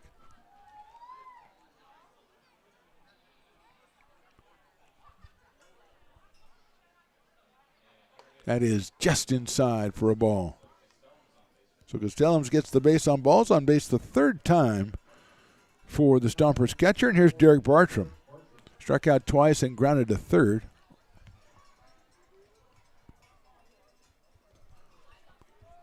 Bartram wearing number 40 out of Novato, California. Look out, that's inside for a ball. Fresno State University for Derek Bartram. Nathan Brasher, the center fielder, on deck. 16-1, Potters lead it, trying to close it out here in the ninth behind Gabe Maya. Foul back to the screen. Luckily away from the Stones Radio Network's cameras. which would be a disaster because ninth inning is the time that people start zeroing in on the camera, trying to make our post-game interview go south. Doesn't matter, Stones, whatever you do. Swing and a miss, 1-2.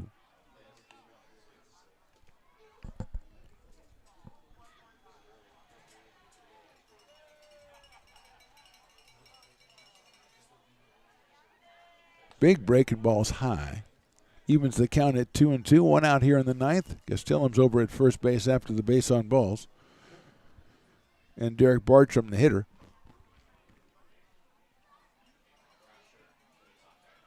Breaking ball swung on and missed.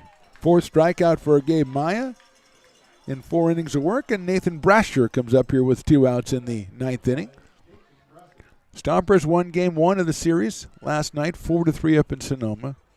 2 teams meet again tomorrow in Sonoma, 6:05 first pitch. Stones Radio Networks is on the job. Stones McCoy doing the radio call on the Mixler for all the fans. So check him out there. That is in there for a call strike. 0-1 on Nathan Brasher, who struck out, grounded to third, and lined out to second base back in the 7th inning.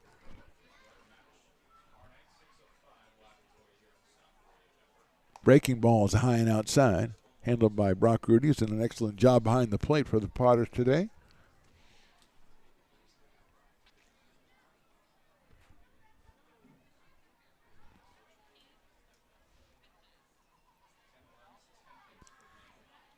Fouled out of play, 1-2. So we are down to our last strike for the Sonoma Stompers, and that would usually mean that's the legendary folk hero, last strike guy, usually makes his appearance, but I guess he's probably out taking a smoke break or something. 1-2 pitch. Lifted out towards center field. Chamiso has a beat on it. That should do it. Zach reaches up and makes the catch, and that's a ball game. Gabe Maya, 4 innings, just 1 hit. He struck out 4 in relief of Susak. Potters put on a dominant late hitting performance and also a dominant pitching performance. They win this one 16-1. We're back with Potters postgame and our player of the game right after this of the Stones Radio Networks.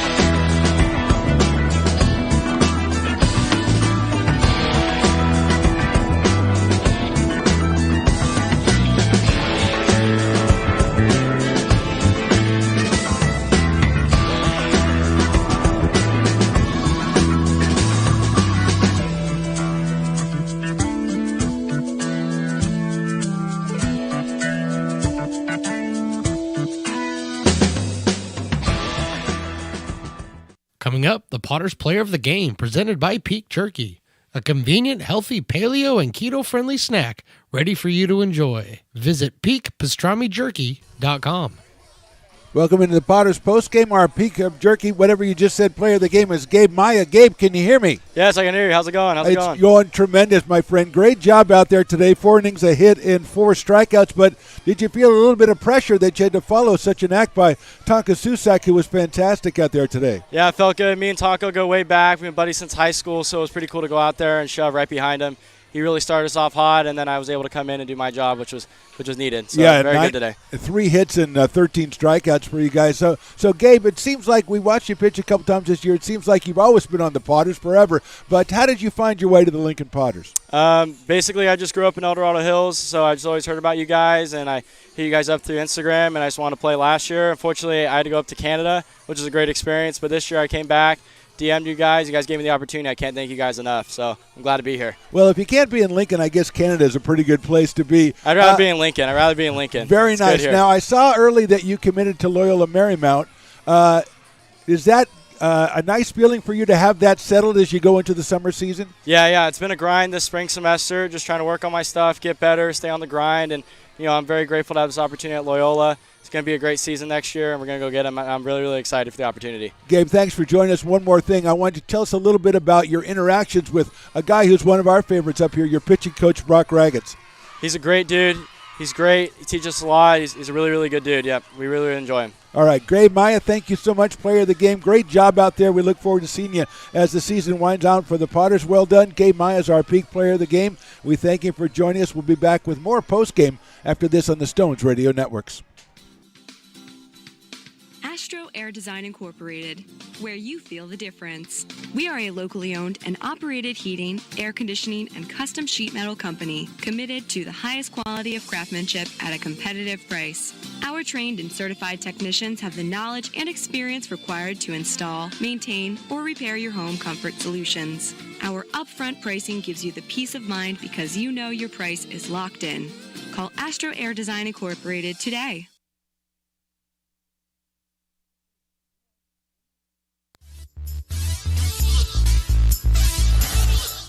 Welcome back into our postgame. I'm joined by my broadcast partner and colleague and sometimes friend, Mr. Stones McCoy. And Stones, as far as this game is concerned, to me, there's one story. I mean, the Potters brought out the bats in the 8th inning, and that was good to see. But it's all about Tonko and our guest, Gabe Maya. What a tremendous pitching performance. 13 strikeouts, just 3 hits allowed. Absolutely, and I think between the two of them, about 120 pitches thrown to do all that and that good of a number. I mean, it's just excellent. And I did not know that they were best friends. I didn't know they went way friends back. like that. No. So I just every time we come out here, learn something new about these guys. You learn something new about baseball. It's a fun time. Stones, you learn something new on the Potters postgame. Yes, you do.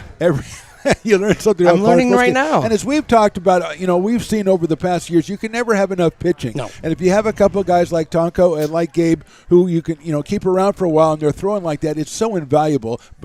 Not only are they pitching well, but that saves innings for other guys. Oh, absolutely. So a total of 3 pitchers used tonight? No, just two. Just the 2 of them. So 9 innings, 3 hits. And last night the Potters had to run 4 guys out there. So talk about saving your bullpen, setting yourself up to hit the road again. Yeah, absolutely. And that's the thing is right now the Potters, they got quite a few games coming up on the road, so they're going to need those arms. And all of the teams in the CCL and generally are still building up their rosters. Exactly. They're not full strength yet, Yeah. so the arms that you have are extremely important right now. Yeah, so we have a situation tomorrow on the road to Sonoma, 6:05 first pitch on the Mixler and on the radio with Stones McCoy in the call. Okay, so last night they lose the game by 1 run. You worry how they're going to come in mentally today. Yeah. Today they get a big win. They get great pitching. Now, how does that turn around? Now they're going back to Sonoma off the heels of a big win. So how do you see that playing out mentally for the Potters? I actually think they are going to get a jolt in the arm because the game that they gave away last night was not a giveaway game. They got beat by a hit that really was in no man's land. So up until that point, they were right in that game. So I think this tonight, putting up 16 runs against these same guys that they struggled to break the tie with last night, I think gives a good shot in the arm to go back to Sonoma. Well, thank you, Stones. Join Stones tomorrow, 6:05. First pitch from Sonoma as the Potters take on the Stompers. We thank you for checking us out today. Our final again, Lincoln Potters 16, Sonoma Stompers 1. For Mark the Phantom Lowe and for Stones McCoy, thanks for watching. We'll talk to you next time, hopefully tomorrow, on the Stones Radio Network. That is so 1940s.